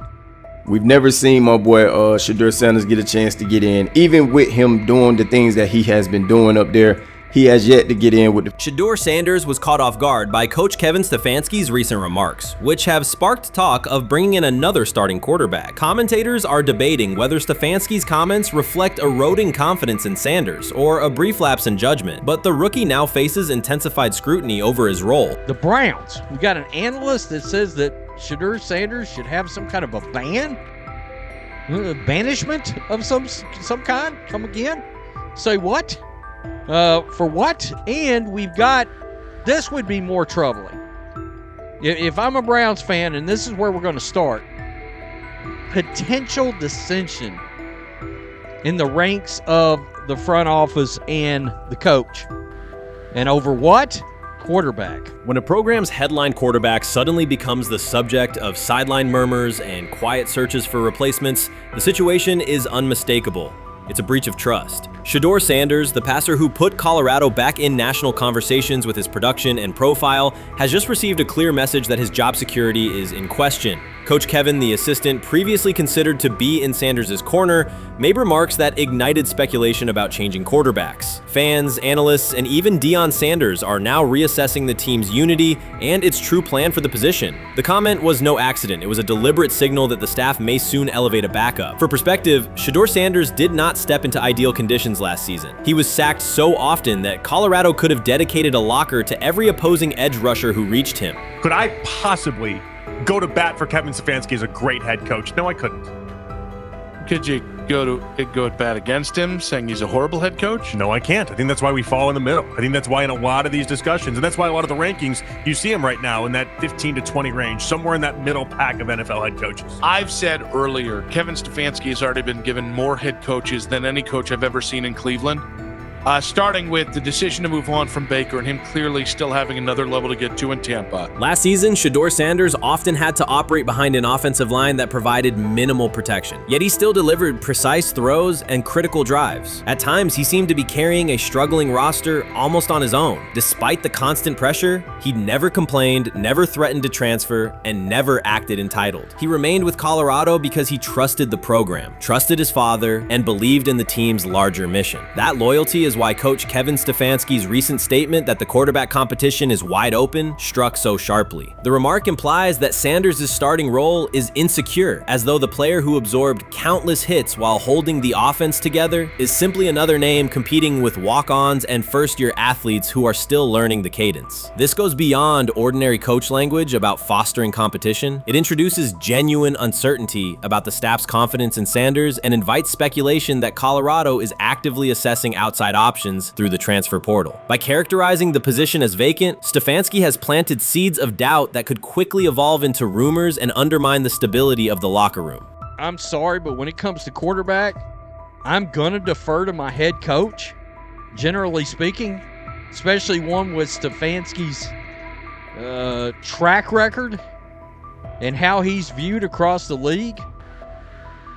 So this is interesting because it tells you Kevin Stefanski's not a Shedeur Sanders guy.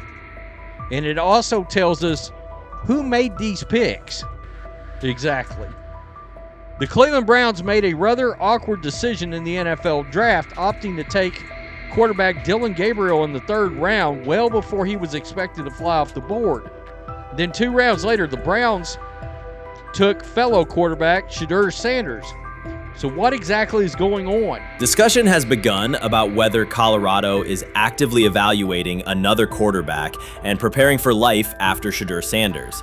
Analysts are debating whether Coach Kevin's move is calculated strategy or a misstep that jeopardizes team stability. Sanders remains a top NFL prospect, Deion Sanders' son, and the program's public face. His highlights dominate social media and his jerseys outsell the team's victories. Yet he is once again being asked to reaffirm his position.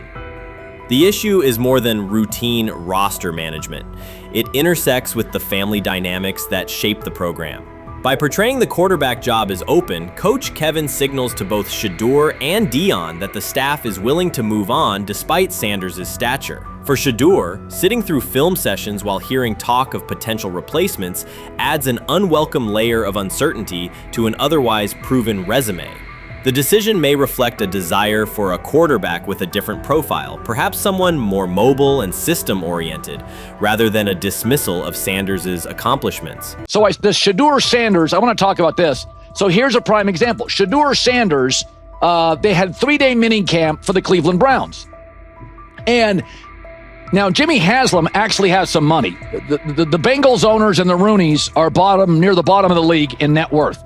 But what the Browns have is what I would call the Buffalo Bills used to have this years ago, pre-Josh Allen. What are Browns veterans saying about Shedeur Sanders behind closed doors? According to internal discussions, the feedback goes beyond casual praise. Several veterans describe his performance as franchise level. Private locker room conversations compare his command of the offense to established starters. And one senior assistant reportedly called him Sunday ready after a single walkthrough. The consensus is that front office staff and coaches have taken serious notice. Inside the Browns facility, informal conversations circulate among players and coaches. These remarks carry significant weight in personnel evaluations and often influence practice rotations. When veterans speak this strongly, the message typically reaches decision makers quickly, especially during roster planning. In short, the internal perception of Sanders is already affecting how the staff views the current quarterback depth chart. Browns vets kind of weigh in on Shedeur Sanders and how he's been since he arrived in Cleveland, in Pound Town. And I think it's very, very important that we discuss it, because it'd be really easy for these vets to, this wasn't like a on-the-record interview. This is just kind of back channels into what the vets are saying, the rumors, but the sources telling us. And we have a couple quotes, but Shedeur Sanders, Cleveland Browns, it seems like it's going well. And it's almost like you don't want to talk about it. At the center of the growing internal buzz is Shedeur Sanders, the rookie who entered Berea with late-round expectations but is being discussed privately as a potential long-term starter. This is not a routine camp tale about an extra arm taking practice snaps. Sanders has seasoned teammates, players with playoff mileage, quietly reassessing his ceiling. Observers who overlook these conversations risk missing one of Cleveland's most deliberate personnel moves in years. Sanders is not on the roster because of his surname. The Browns reviewed their quarterback depth, weighed costs, and chose a controlled, development-oriented option they believe can stabilize the position. His presence is already changing practice dynamics. Veterans notice his pocket awareness, adjust routes to his timing, and acknowledge that he processes coverage at an advanced level for a first-year player. Leadership patterns in the huddle feel different. Sanders delivers with precision and composure that challenge defenders to reevaluate their calls. The strategic upside is clear. A 4-year rookie contract offers cap flexibility while other franchises cycle through expensive stopgaps. Coaches and front office staff view Sanders as a calculated investment, not a publicity experiment. Outside chatter still focuses on Joe Flacco's age or Kenny Pickett's development. Inside the facility, however, veterans pause film sessions to dissect Sanders' ball placement and progression speed. Position coaches highlight clips where he works through reads decisively and delivers on time, traits rarely attributed to rookies. Sanders' confidence is measured rather than theatrical. He moves as though the NFL tempo is familiar, and that calm spreads across the roster. Experienced defenders are rechecking the depth chart and asking if the quarterback competition is tighter than publicly acknowledged. Great kid, and whether it's a following that he's earned, I mean, that's something that he's done a great job of interacting with fans. And but he is a great kid. You guys will get to know him more. He's working like crazy, just like all the guys. He's another young man. These rookies, my office is downstairs. As they got to walk by my office as they come in. They come in early.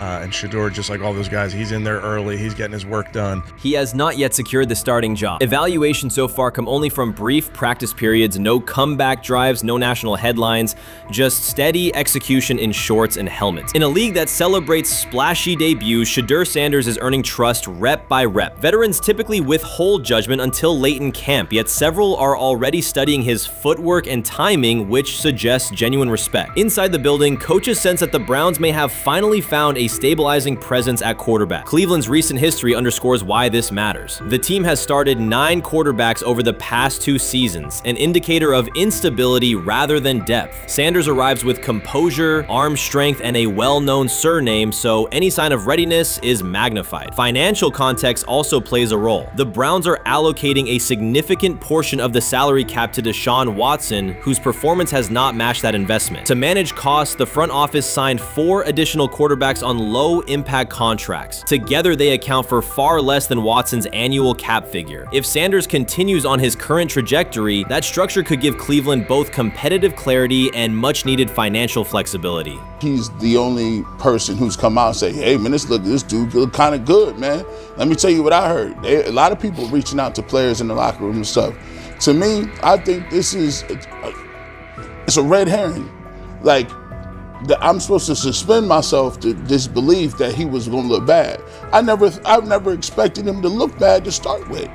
The 5th round quarterback stuff, that's involving perceptions, pre-draft analysis, and other teams. Cleveland's veterans have endured every kind of quarterback turmoil: poor reads, major injuries, shaken confidence, and sideline disputes. When a young quarterback like Shedeur Sanders steps in and appears composed rather than overwhelmed, people notice. The attention comes not just from coaches and reporters, but from the linemen and defensive leaders who have watched previous backups struggle. They are not exchanging doubts, they are sharing nods of approval. Sanders demonstrates instinctive pocket awareness, reliable accuracy, and steady poise, qualities that quickly circulate through team conversations. After years of instability under center, the Browns need someone who can remain calm and effective deep into the season. Although expectations have fallen over time, genuine interest is growing. Praise is coming from teammates who rarely commend anyone unless his performance demands it. What do you think is happening in Browns camp?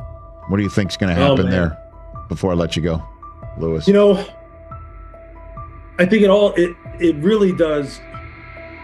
It really does all depend on how Kevin is able to, as it relates to Shedeur, work him in enough.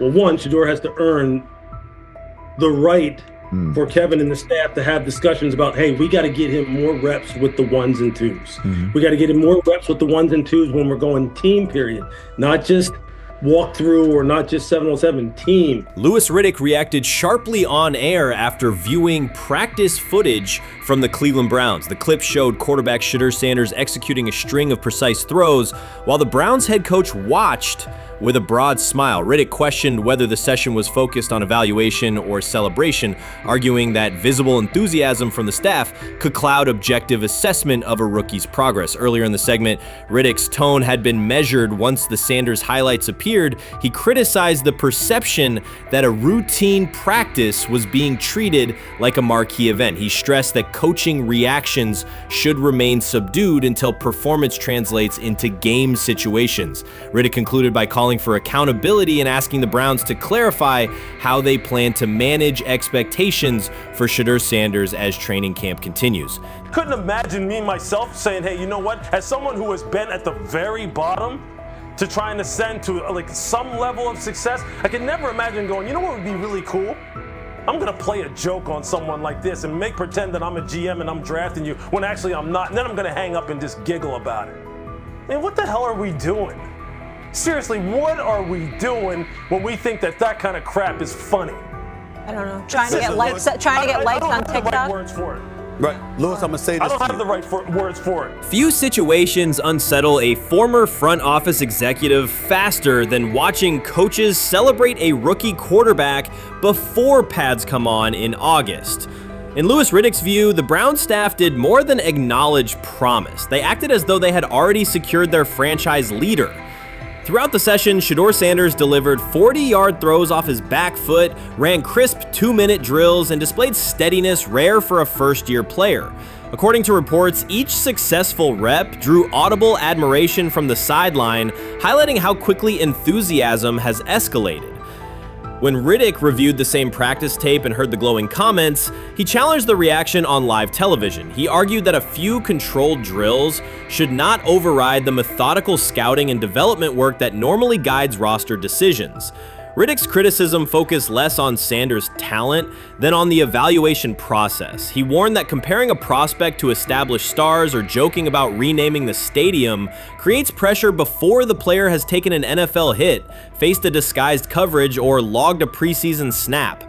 Praising potential is acceptable, he said, but anointing a savior in July risks repeating the organization's history of premature quarterback expectations. Sanders brings confidence shaped by his father's legacy and his own disciplined preparation, yet Riddick insists that progress must be confirmed over time. He urged the Browns to temper public excitement, follow a structured development plan, and reserve celebratory reactions for on-field results that matter. Regular season production under live pressure, not highlight clips from a midsummer workout. He has to earn that. Kevin has to figure out a way to do that. So then you can reasonably assess what you have in him compared to Dylan Gabriel, compared to Kenny, compared to Joe Flacco. If you don't, then the conversation surrounding him is going to continue to be what it's been, which is, but for some people, he was overhyped all along. He's not that great of an athlete, doesn't have a big enough arm. There's a reason why he was a 5th-round pick, blah, blah, blah, which I don't believe.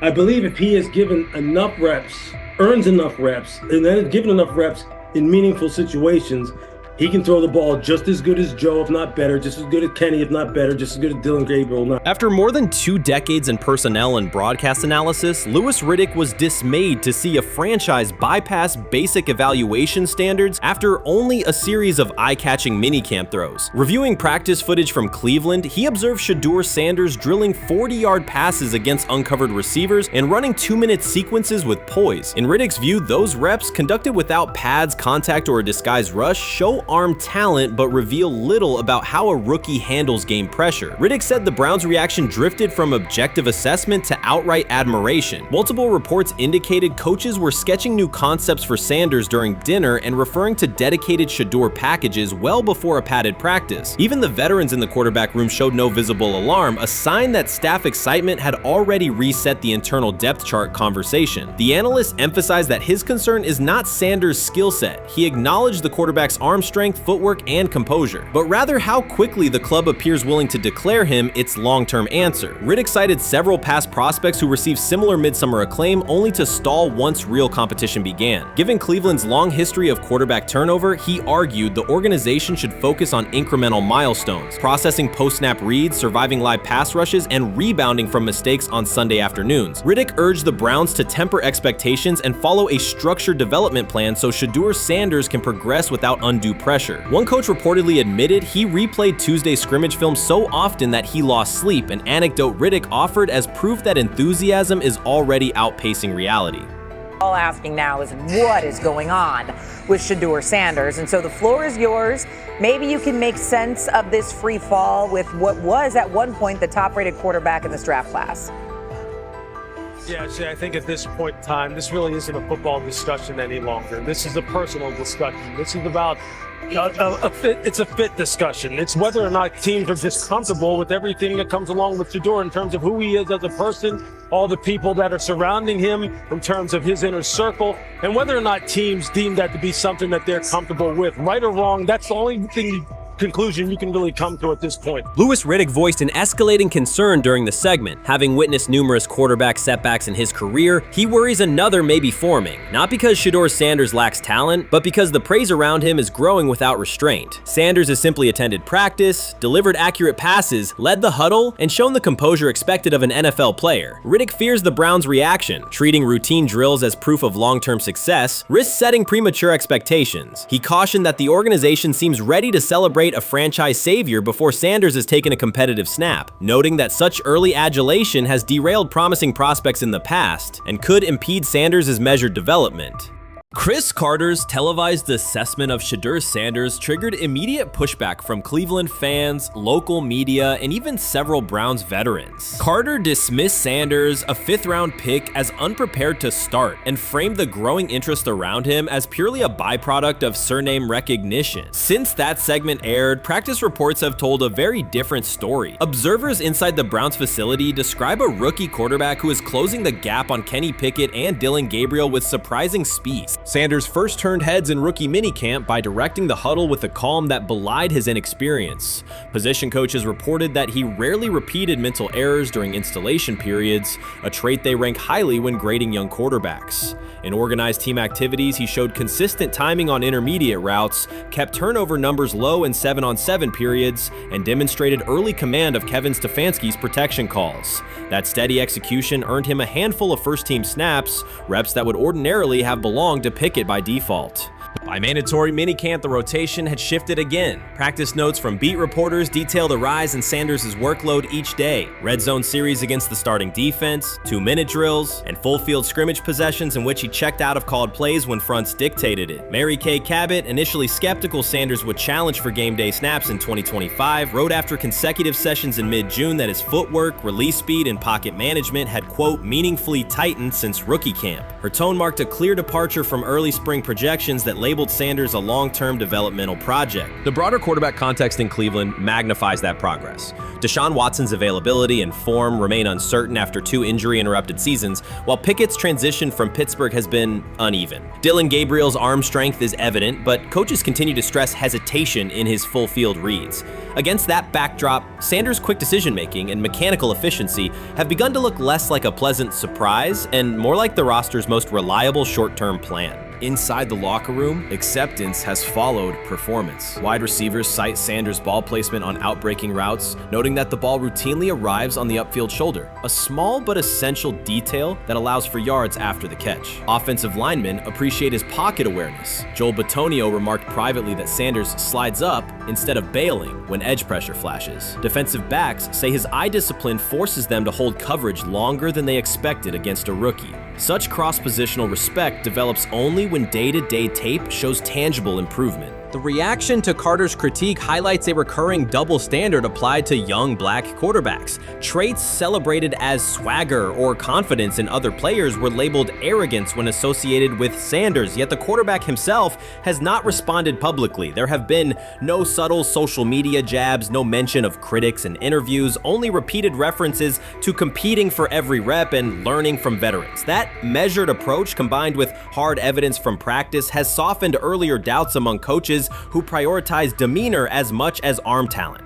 Within the coaching staff, the discussion now centers on readiness thresholds. Stefanski's scheme relies heavily on quick rhythm throws, defined reads, and disciplined pocket movement. Those requirements align with Sanders' strengths: a compact release, willingness to target the middle of the field, and instinctive timing on RPO concepts carried over from his college tape. Staffers reviewing cut-ups from joint practices note that his internal clock already approximates NFL speed, a metric they did not expect to see until mid-season at best. If that trajectory continues through preseason games, the Browns face a consequential decision. Starting a 5th-round rookie 6 weeks after training camp opens would unsettle salary cap assumptions, depth chart politics, and external perceptions of organizational stability. Yet the internal mandate remains clear: the most prepared quarterback will play. That standard places Sanders in genuine contention because every practice metric used to grade readiness, turnover ratio, red zone efficiency, 3rd down conversion rate has trended in his favor since early June. The organizational stakes are considerable. Cleveland has cycled through starting quarterbacks at a startling pace over the past decade, shifting from first-round investments like Baker Mayfield to high-cost gambles such as Watson,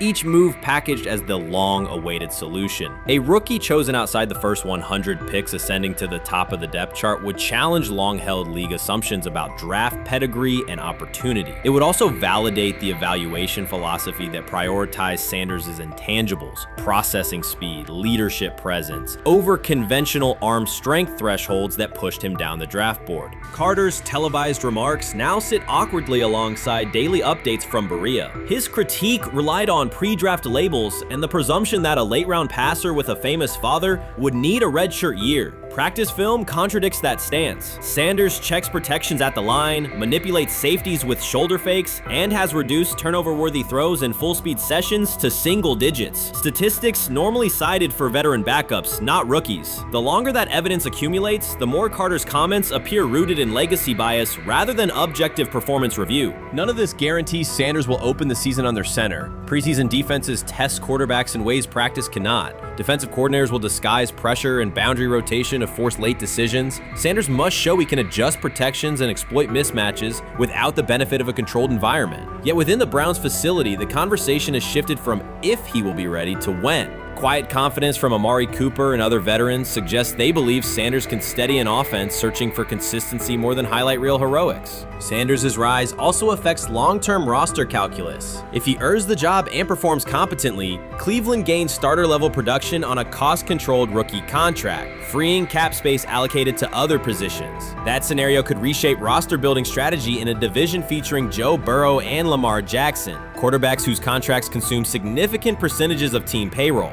A capable, low-cost starter would allow the Browns to reinforce their offensive line and secondary while retaining core veterans, a competitive advantage few teams enjoy. For now, the focal point remains daily improvement. Sanders continues to arrive before sunrise, reviewing the previous day's install with the quarterback coach, then staying after practice to throw on-air routes with receivers low on the depth chart. Coaches track those habits closely because consistent routine underpins performance when adversity strikes in live games. Each incremental gain strengthens the argument that readiness depends on preparation and aptitude, not draft slot. Carter's segment reminded the league how quickly assessments can become outdated when they lean on perception over evidence. Sanders' steady climb up the depth chart underscores the counterpoint. In the NFL, tape is the final arbiter. Should Sanders translate practice efficiency to preseason success, the Browns may discover that the solution to their long-standing quarterback riddle arrived quietly in the 5th round, carrying little more than confidence and a willingness to work. The 2025 NFL Draft was expected to be Shedeur Sanders' moment. Many projected him as a top 10 talent and a headline quarterback in one of the most discussed college football storylines in years. Instead of walking across the stage on the first night, he waited through 3 days without a call. There was no celebration, only silence. When the phone finally rang at pick no. 144 in the 5th round, it was the Cleveland Browns. With that selection, the financial outlook changed dramatically. The Sanders family believes this was not a typical draft slide, but the result of coordinated action. They are pursuing a $100 million lawsuit alleging collusion across parts of the league. In the months before the draft, Sanders was consistently discussed among the top quarterbacks in the class. Television and digital analysts praised his poise, accuracy, leadership, and command. Scouts highlighted a 74.1% completion rate, record-setting stretches at Colorado, and his rise from an HBCU star to a national figure. Consensus expectations placed him in the 1st round or early 2nd. Draft night unfolded differently. As picks accumulated, there was little indication that his name would be called. The atmosphere at his private gathering shifted from anticipation to doubt. When the Browns selected him late on day 3, projections for his first contract dropped from an estimated range in the mid-$30 million to approximately $4.6 million, with corresponding reductions in likely endorsements and long-term positioning. According to Deion Sanders and others close to the family, this was not about performance, injury, or conduct. They argue it was coordinated. Attorneys were contacted immediately. The allegation is straightforward. Sanders' value was suppressed intentionally. The family's position is that this was a calculated decision within parts of the league, not an isolated set of evaluations. The legal claims focus on communications that, if authenticated, could be significant. Internal emails, text messages, and owner-to-owner conversations. The family's representatives contend that these materials show a deliberate effort to avoid drafting Sanders in early rounds based on perceived image concerns rather than football merit. One message reportedly under review framed the decision in branding terms. Drafting Shedeur would mean inheriting the Prime brand. The complaint asserts that this view led some teams to discourage others from selecting him unless necessary, not for film-based reasons but to avoid perceived attention and external pressure tied to his family's profile. A related thread involves speculation about team fit and willingness to play for certain franchises. Past public comments by Deion Sanders were interpreted by some as signals of an Eli Manning scenario. The family's view is that these were strategic statements, not ultimatums. They argue that rather than engage in discussion, teams chose a passive approach, no direct rebuttal, reduced contact, and a collective reluctance to invest a premium pick. If phone records and written communications corroborate coordination, these items could become central exhibits. Media tone shifted as the draft neared. Coverage that had emphasized production and leadership began highlighting intangibles, interviews, and perceived coachability. Anonymous sourcing appeared in multiple outlets, with claims that Sanders skipped combine drills out of arrogance, bristled at film critique, or told one club, "Maybe I'm not the guy for you," after a tense session. A widely cited line, "Nobody wants a celebrity backup quarterback," was voiced by Colin Cowherd and circulated as shorthand for risk. The Sanders legal position is that these narratives did not arise organically, but reflected a coordinated leak pattern that undermined his market value. The family's contention is that this was primarily about control and compliance rather than football ability. They point out that Sanders did not fail a drug test, was not suspended, and did not produce poor athletic testing. His college resume included elite stretches and significant program elevation at 2 stops. The legal claim asserts that the league's power structure resisted a high-profile player aligned with a high-profile parent coach and an independent media presence. The allegation is that teams sought to avoid the perceived complexity that would come with selecting him early. The financial impact is a core component of the damages claim. Had Sanders been selected late first or early second round, projected 4-year compensation would likely have fallen between $30 to $35 million,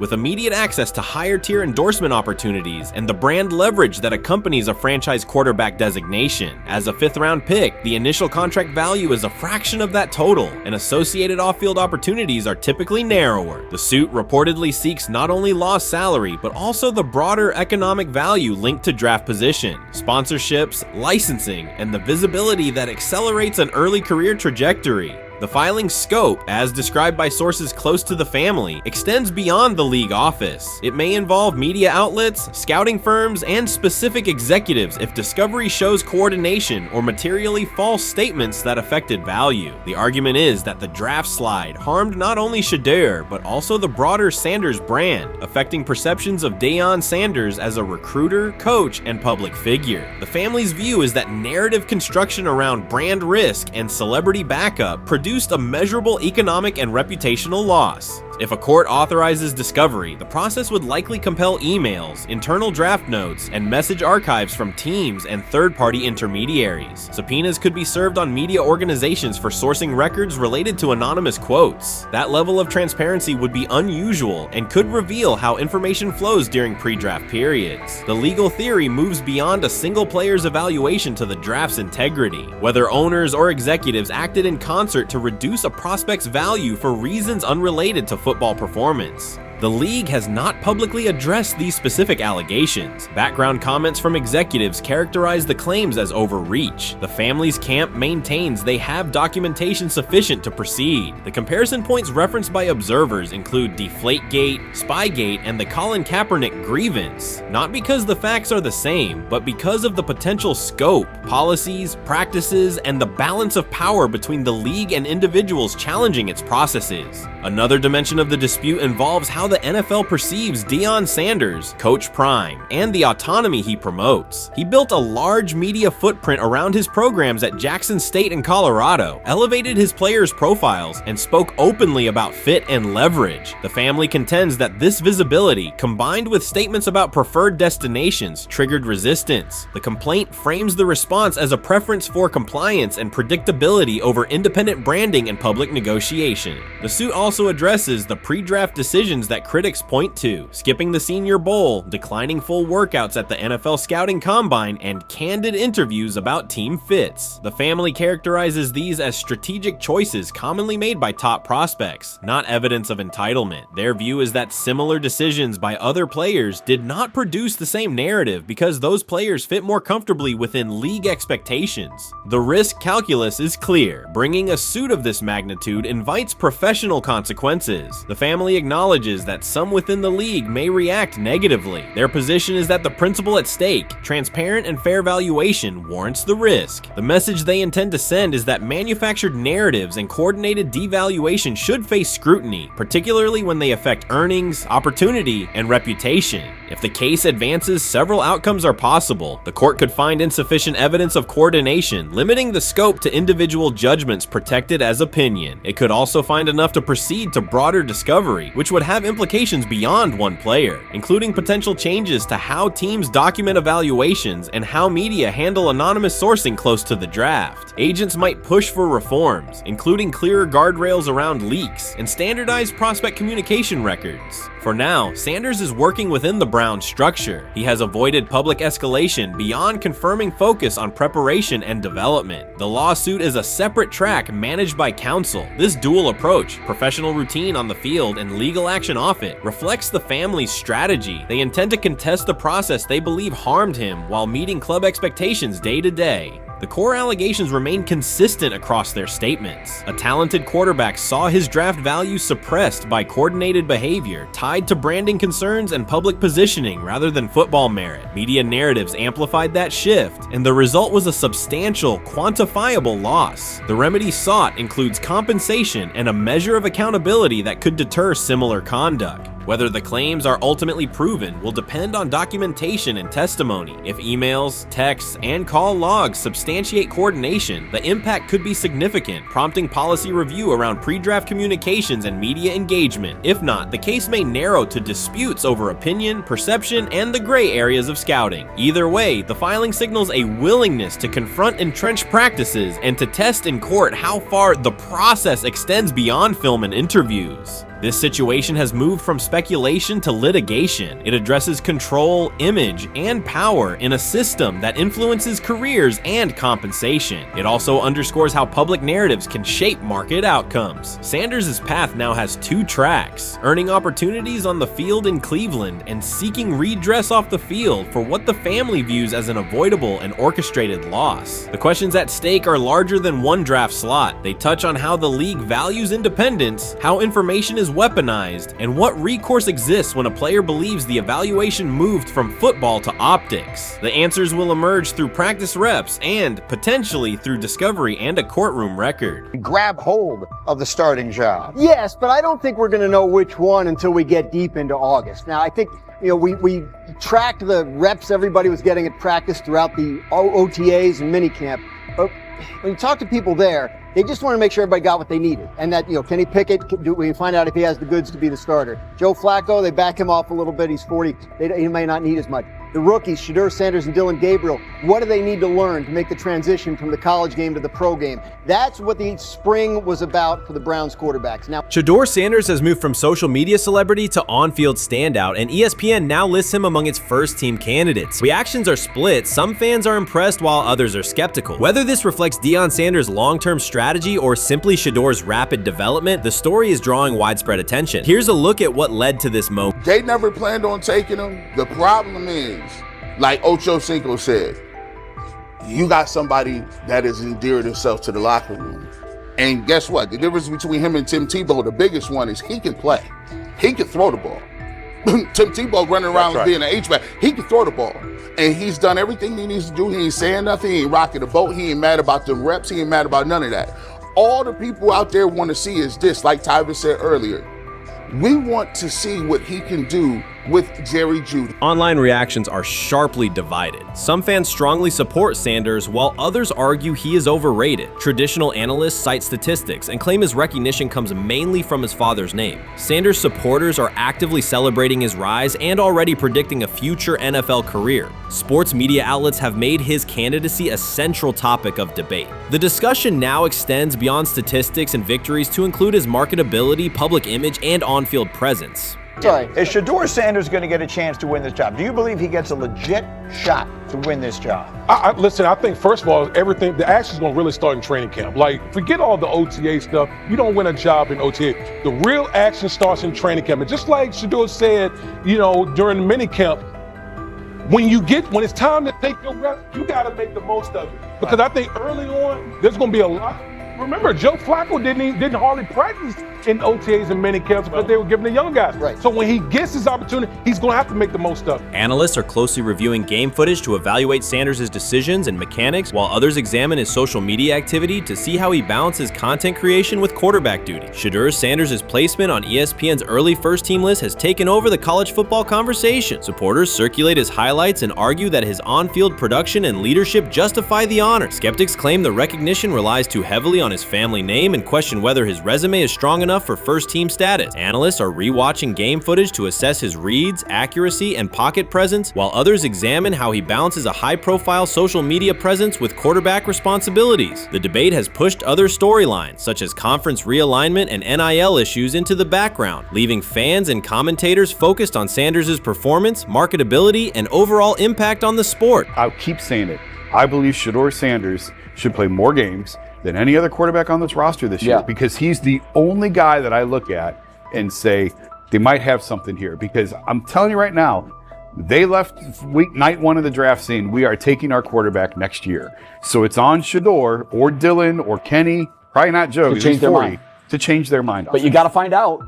You got to find out. Opinions differ on whether Sanders is benefiting from his family name or simply showing real progress, but the attention is undeniable. Social media is flooded with edited images elevating him to legendary status. Critics argue the first-team nod is driven by hype and marketability, while supporters point to his flashes of strong arm talent, field vision, and decision-making. Regardless of motive, the announcement has dominated the football news cycle and intensified debate over how much of his rise is performance-based versus media-driven.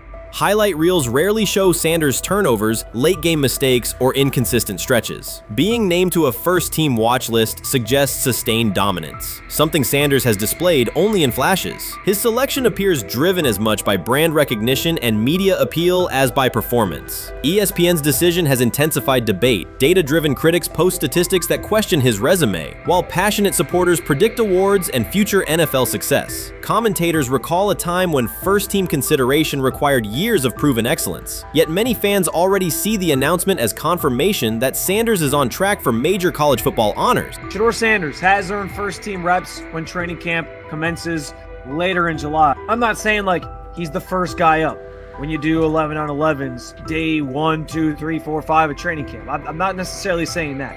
But he's the one quarterback that we didn't get a chance to see take reps with the ones. But I think Shedeur has a chance to like make this conversation interesting if he gets those reps with the ones and he has the same success that he did with the 2s, the 3s, and the 4s.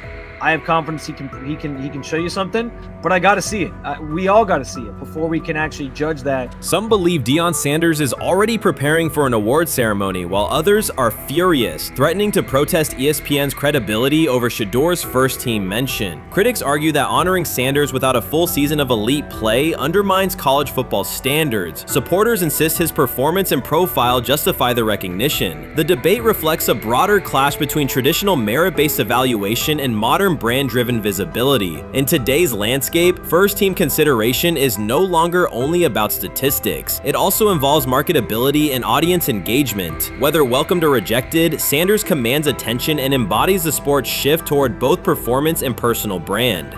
When he led college football in completion percentage and he threw almost 40 touchdowns for over 4,000 yards, how tall was he? Because they make it seem like he shrunk all of a sudden, RC. Oh, how lively was his arm? Because all I know is somebody did that. Somebody threw for over 4,000 yards, somebody threw for almost 40 touchdowns, and somebody led college football in completion percentage. Now, I'm trying to figure out, what I try to figure out all the time, Mel, is how a guy that hadn't played football in almost 5 months. Shannon Sharpe has publicly defended Shedeur Sanders and criticized those questioning him. Sanders has earned higher recognition and some fans are responding negatively. Although there's debate about whether he belongs on a second-team list, Sharpe maintains that Sanders' career is clearly ascending. Reactions on social media are mixed. Some users are angry, others are surprised, and a few say they anticipated this result. The conversation remains active. When reports confirmed that Shedeur Sanders had been elevated from second team to near top-tier status, Shannon Sharpe issued an emphatic response. He delivered a detailed rebuttal to critics, underscoring why Sanders deserved the promotion and directly challenging those who doubted the decision. I don't think that he was underprepared during these meetings. I don't believe any of these stories that he showed up arrogant and that he was bombing his interviews. I mean, you watch the film, he's on time, he's on point.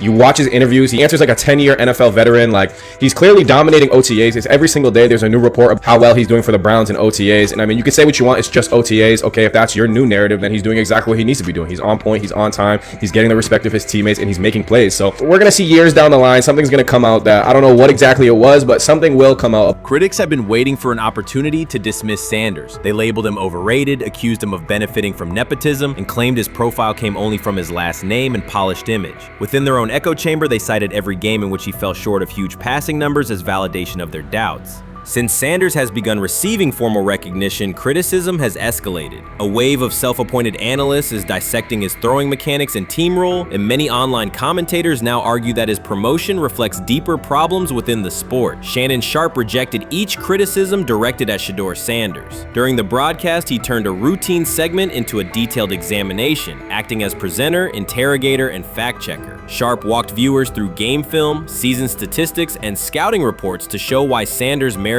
his recent promotion. Whenever a panelist claimed Sanders had not earned the role, Sharpe countered with completion percentages, efficiency ratings under pressure, and documented late-game drives that changed outcomes. He stressed that the backlash was driven less by on-field evidence and more by reluctance to revise earlier opinions. Sharpe argued that critics were upset not because Sanders lacked qualifications, but because his progress contradicted their initial narrative. By the end of the discussion, Sharpe had moved past simple defense and reframed Sanders as a clear example of performance-based advancement, demonstrating that early predictions can be wrong. Never heard of no Dylan Gabriel or Tyler Shock. What the hell is that? So how is Shedeur Sanders going behind them? I'll tell you how. Collusion. 4 different times they passed on him. How the hell does that happen? 4 rounds. It doesn't happen to a quarterback. We've never seen anything like this before.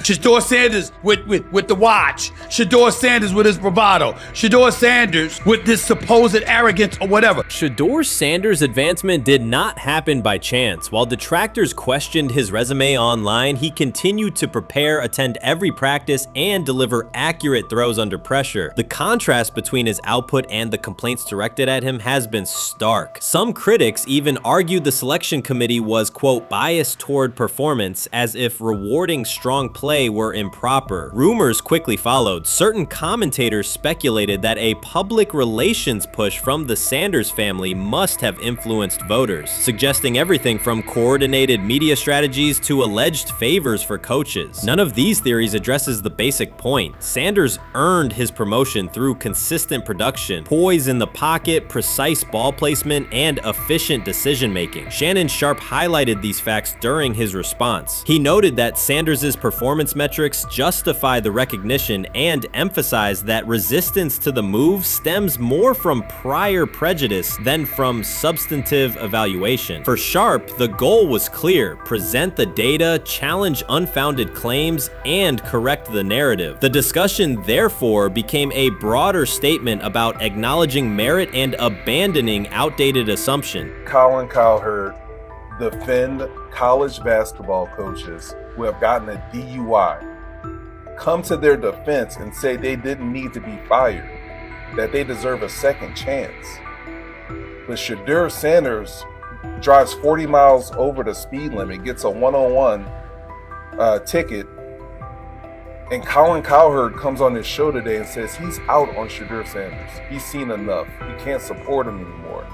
He can't be in the Shedeur Sanders camp because of the speeding ticket. Shannon Sharpe addressed commentators who portray constant doubt as expertise. Those who discount strong performances with "we'll see," but declare bust after a single mistake. He noted their belief that progress only counts if an athlete visibly struggles. Sharpe's response was methodical rather than emotional. He presented evidence, cited statistics, and calmly refuted each claim. Following his remarks, several critics began revising or deleting earlier posts, recasting themselves as longtime supporters of Shedeur Sanders despite having questioned him for months. Sharpe insists on accountability, naming specific individuals and dates while requesting public acknowledgement of prior errors. He argues that analysts cannot spend months undermining a player's potential and then quietly adopt a supportive stance once the athlete succeeds. These are serious, big-time, top-of-the-line playmakers that they have. If you can go 45 to 42 in the fourth quarter because your quarterback set the school record with 510 yards passing. He was flawless. Shedeur is big time. I didn't know for sure, will it translate to the next level of competition? Yes, yes, it might translate to the next level of competition as he can play. Critics who once claimed Shedeur Sanders was unprepared now hesitate to acknowledge their mistake. They resist retracting earlier comments and struggle to accept that an athlete can succeed without their approval. Sanders continues to share practice clips and game highlights without engaging the debate, while Shannon Sharpe documents every dismissive remark, ready to revisit them on national television. The disapproval did not slow Sanders. It underscored his progress and exposed the gap between perception and performance. As a result, the conversation has shifted. Analysts who doubted him now describe him as undervalued and publish detailed evaluations of his mechanics and game management, suggesting long-standing familiarity with his career. In a matter of weeks, critics have recast themselves as advocates, demonstrating how quickly opinion can change when consistent results leave little room for doubt. Shannon Sharpe signaled that his commentary is not over. He considers Sanders' advancement a positive outcome for every athlete who has been overlooked or criticized for having confidence. Sharpe stressed that analysts do not have the authority to determine who deserves recognition based on personal preference. The reaction to Sanders' promotion, he argued, revealed how quickly opinions can shift once results are undeniable. Sharpe pointed out that many vocal critics became quiet when confronted with objective performance data. This exchange, Sharpe insisted, reached beyond defending a single quarterback. It challenged the practice of dismissing achievements that do not fit familiar narratives. He reminded viewers that success does not require external approval and that consistent talent will surface despite online commentary intended to minimize it. While critics reconsider their positions, Sharpe remains steady, assigning credit to the athlete and allowing the scoreboard to confirm the argument. In his view, the statistics speak clearly enough. Sharpe also emphasized that the intensity of the backlash must be placed in context. College football is a volatile environment where unexpected outcomes are common. Therefore, declaring failure based on incomplete evidence only weakens the credibility of sports analysis. The discussion underscored the need for measured evaluation rather than reactive judgment. Dak Jackson and him and everybody else that we talked to have said that Shedeur looks good. He looks really good. He looks better. And we got Zach that say Dillon Gabriel ain't even an NFL quarterback. It's true. So how is it that this man can't get a rep with the ones, but that non-NFL quarterback can? We all what agree with sense does that, that make? Some observers now claim that recognizing Shedeur Sanders' strong performance undermines football's traditional standards, even though they previously argued he received coverage only because of his father. Faced with Sanders' current statistics, those critics are searching for explanations that fit their earlier narrative. The data have always been clear. Their earlier objections ignored that fact. Shannon Sharpe is openly highlighting this reversal, comparing past negative remarks with Sanders' recent 400-yard games to demonstrate the gap between criticism and evidence. Sharpe did not force these commentators to backtrack. He simply displayed their earlier claims alongside Sanders' results, allowing the contrast to speak for itself. Shedeur is lighting it up in practice every day. You're not even a half bit curious to see what he could do with the ones. That makes no sense. And then on top of all of that, you got players going on podcasts and talking to people in the media saying this guy is really good. Like, this guy is legit. So even your peers respect you enough. How is it that the coaches can't see that? It always starts with the players, where the player's like, hey, you see that? You seen that pass he threw? The Cleveland Browns were taken by surprise when quarterback Shedeur Sanders stepped in for first-team snaps, asserting control of the drill and instantly highlighting deficiencies across the rest of the room. His confident command forced coaches to pause practice clips, reevaluate progressions, and consider immediate adjustments to the depth chart. Within minutes, discussions spread throughout the facility and online forums as fans weighed what Sanders' showing means for the current starters. The organization now faces an urgent, data-driven decision on whether Sanders should move up permanently. Shedeur Sanders arrived at Browns practice, took several first-team reps, and the entire quarterback group immediately felt the pressure. Coaches erased the whiteboard and reviewed their plans. Staff members exchanged concerned comments, and observers began asking whether Sanders was positioned to assume a larger role. Tony, every year we see at least 1 to 2 teams.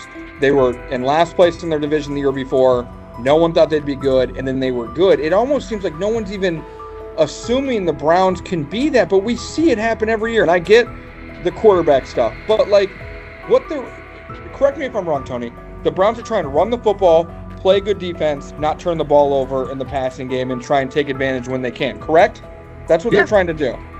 That was the 2020 offense. The Cleveland Browns are still searching for stability at quarterback. Deshaun Watson is yet to deliver consistent starter-level production that justifies his contract, and each game renews doubts about whether he can regain peak form. Behind him, rookie Dorian Thompson-Robinson shows promise but remains inexperienced and unpolished. Coaches are evaluating alternatives each week and may need to adjust the depth chart if progress stalls. The roster around them is built to contend now, so ongoing uncertainty under center is increasingly costly. As we talk about, we do believe in best player available. We do believe in positional value, and we didn't necessarily expect him to be available in the in the 5th round, and so we love adding competition to every position room and adding him to compete with the guys that are already in there. We felt like that was the appropriate thing to do. The Browns quarterback group is unsettled. Deshaun Watson has yet to provide the reliable, high-level play his contract demands, while rookie Dorian Thompson-Robinson remains promising but unpolished. Depth behind them consists mostly of veterans whose experience lies more in holding clipboards than leading offenses. The coaching staff needs an immediate answer, not a 3-year development project. Shedeur Sanders enters as that potential solution. At Colorado, he passed for more than 3,200 yards despite working behind one of college football's poorest offensive lines, consistently demonstrating poise, quick processing, and accurate ball placement under heavy pressure. Film shows steady reads and disciplined footwork, traits that offset concerns that his profile is built on family name or media attention. Cleveland viewed the signing as a low-risk, high-reward move. Early in camp, Sanders received a handful of first-team snaps intended merely as an evaluation. Those plays quickly changed practice tempo. The ball came out on time, receivers hit their landmarks, and the defense struggled to adjust. Coaches immediately expanded the review using phrases such as evaluate every option, an indication that the depth chart was no longer fixed. Watson sensed the scrutiny. Thompson-Robinson increased his urgency. Within minutes, competition in the quarterback room intensified. Sanders repeated that performance in subsequent sessions. His footwork remained clean, progression sharp, and throws firm and precise. Each strong rep forced staff to reassess the plan to keep him buried on the developmental track. The broader context magnifies the pressure. Cleveland's roster is built to contend now. Fans are weary of quarterback turnover, and the front office cannot afford another costly misstep under center. Around the league, rookie passers rarely wait multiple seasons anymore. Joe Burrow, Justin Herbert, CJ Stroud, and even late pick Brock Purdy established that precedent. If Watson opens the regular season and struggles, public calls for Sanders will grow, especially if the rookie flashes in preseason. Alternatively, another team could attempt to acquire him if Cleveland hesitates to elevate his role. Each scenario underscores the same reality. Sanders' emergence has turned a routine camp evaluation into a critical decision point for the franchise.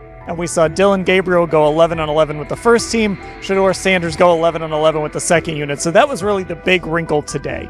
Yes, and of course, it was the first time that we have seen Shedeur Sanders get any of those coveted 11-on-11 reps. Of course, again, it wasn't with the first team offense or against the first team defense, but it's progress. And that means that he's going in the right direction, that the arrow is pointing up. He's coming up the learning curve. So that's good for him.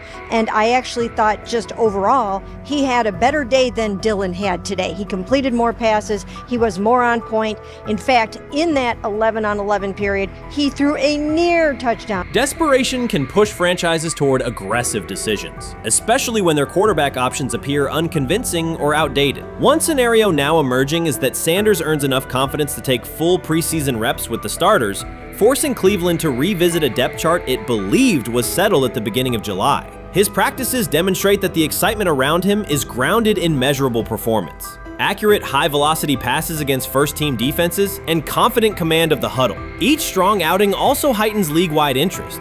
Rival scouts adjust evaluations, and general managers revisit their notes, aware that a viable young quarterback may soon become available. Inside the facility, the personnel staff must balance short-term results with long-term roster planning, knowing that an early move could reshape salary cap allocations and locker room dynamics. The pressure on Watson and Thompson-Robinson escalates accordingly. Both must produce visible progress to maintain their current roles. Cleveland's recent history shows how quickly promising quarterback situations can devolve into controversy. The franchise has turned potential breakthroughs into organizational turmoil before, so observers remain cautious about how this competition will unfold.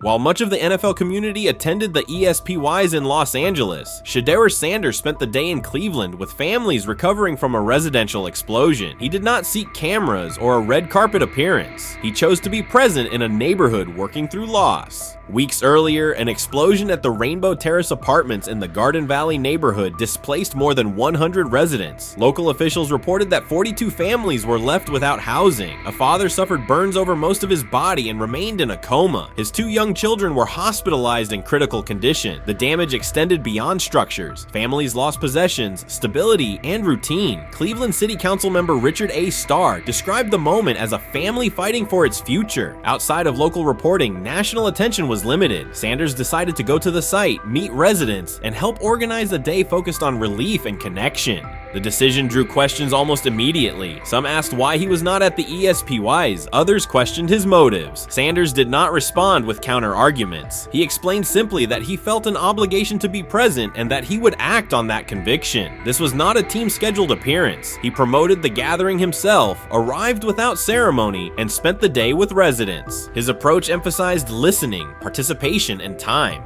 The event, which he called the Garden Valley Fun Fest, brought a large turnout over several hours. The purpose was straightforward: create space for families to reconnect and for children to play, even as recovery work continued. Sanders threw passes with kids on the blacktop, joined in games, and spoke with parents and grandparents about what they were facing next. He moved through the apartment complex and common areas with minimal staff support. Browns defensive lineman Michael Hall Jr. attended and interacted with residents as well. There were no speeches or staged moments. The focus remained on residents and their needs. Questions about visibility persisted as photos and short clips circulated online. Some criticism framed the visit as a substitute for a higher profile appearance in Los Angeles. Sanders kept to the same message. The priority was to support a neighborhood coping with displacement and uncertainty. He did not present the choice as a protest of any event. He presented it as the correct use of his day. When local media asked about his intent, Sanders said his goal was to provide families with a day of enjoyment and a reminder of community. He added that financial support can help, but that showing up in person also matters. Standing with people, listening to them directly, and offering time. The statement matched the structure of the day. He stayed on site, remained accessible, and left the focus on residents rather than on himself. The timeline mattered to him as training camp approached. Sanders did not connect the visit to his role on the depth chart or his draft position. He kept references to football confined to preparation, learning the playbook, protections, cadence, and timing, seeking guidance from veterans, including Joe Flacco, and staying ready for opportunities when they come. He has repeated that he has time to grow and intends to use it to learn the system and earn trust. The visit did not alter those priorities. He returned to his regular schedule the next day. Since arriving in Cleveland, Sanders has treated community work as part of his responsibilities. Before his jersey went on sale, he visited schools, including John Marshall High School, speaking with students about goals, accountability, and effort. He set public objectives confidently, such as long-term aspirations for the franchise, but paired them with routine work in the building, meetings in stall, film, and on-field reps. The day at Rainbow Terrace fit that pattern. Identify a need, show up, contribute, and avoid unnecessary attention. For residents, the FunFest provided a brief reprieve from ongoing challenges: housing transitions, school logistics, medical appointments, and the paperwork that follows an emergency. For teammates and staff who observed, it was an example of a rookie investing time locally without seeking a headline. For Sanders, it reinforced how he plans to operate in Cleveland: be consistent, be present, and let actions speak. The setting at Rainbow Terrace underscored the scale of recovery ahead. Families described the first weeks after the explosion: nights in temporary housing, efforts to replace clothing and essentials, coordination with agencies and community groups. Sanders moved from group to group, speaking with parents about their immediate needs, greeting elders who came to watch the activities, and encouraging kids who wanted to throw a football, run races, or take a photo. He kept the schedule flexible so residents could arrive and leave as they were able. Community partners and volunteers handled tables for supplies, simple games, and refreshments. There were no sponsor banners or organizational pitches. Residents organized as they usually do, checking on neighbors, guiding children, and sharing updates. Sanders' role was clear: participate, make time, and listen. The presence of a recognizable player brought energy, but the purpose remained practical: create a normal afternoon in a place that had not felt normal since the blast. Online reaction covered the full range of opinion. Some posts praised the decision and the event's tone. Others questioned why a rookie would skip a high visibility awards show. Sanders did not try to manage that conversation. He maintained the same explanation. He chose to spend the day where he believed he could be useful, and then he returned to his football schedule. The approach was consistent with how he addresses other topics: answer directly and move on to the next task. The same measured approach appears in his preparation for camp. Sanders has not asked for public guarantees about reps. He has focused on install recall, cadence, and protection IDs, route timing, and situational work. He has sought input from veterans, thanked teammates who have provided guidance, and spent time with receivers and linemen to align on communication.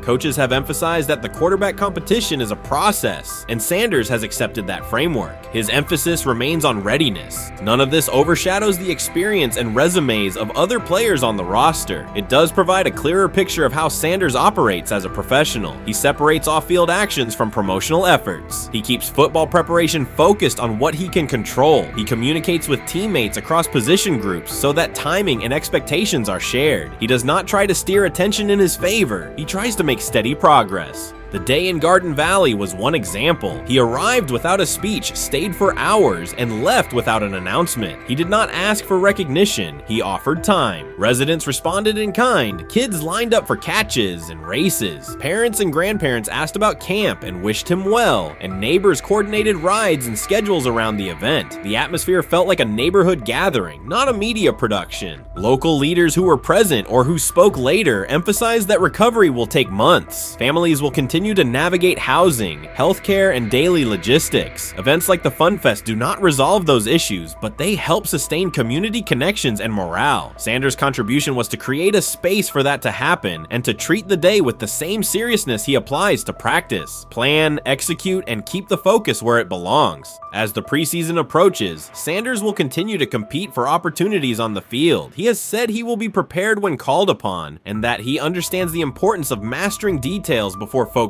on outcomes. The organization will make decisions based on evaluation, and he will accept the results while continuing to improve. The off-field choices will remain consistent, identify needs in the city where he lives, and contribute in direct, practical ways. The core elements are simple. A neighborhood suffered a significant loss. Residents faced immediate and ongoing challenges. A rookie quarterback chose to spend a day there, without a press conference, without a schedule of talking points, and participate in a community-led event designed to give families a break and remind children that play still has a place. He provided presence, not a headline. He listened more than he spoke. He returned to work the next day. In a league and media environment that often prioritize visibility, Sanders made a different choice. He kept attention on people, not optics. He placed value on time spent in person rather than on appearances. He continued to build trust in the locker room and in the city through steady conduct rather than declarations. That approach, measured, direct, and consistent, will shape how he is viewed in Cleveland as much as any public statement could. The outcome of his football career will be decided on the field by installations learned, reads made, throws delivered, and games played. The outcome of his role in the community will be measured by smaller, quieter moments. Afternoons like the Fun Fest, school visits, and unannounced stops where listening matters more than being seen. For Cleveland residents at Rainbow Terrace, the takeaway from that day was straightforward. Someone who represents their team showed up, stayed, and participated without fanfare. For Sanders, it was the same. Do the work in front of you, whether that is a practice period or a neighborhood event, and keep the focus on the people who are affected most.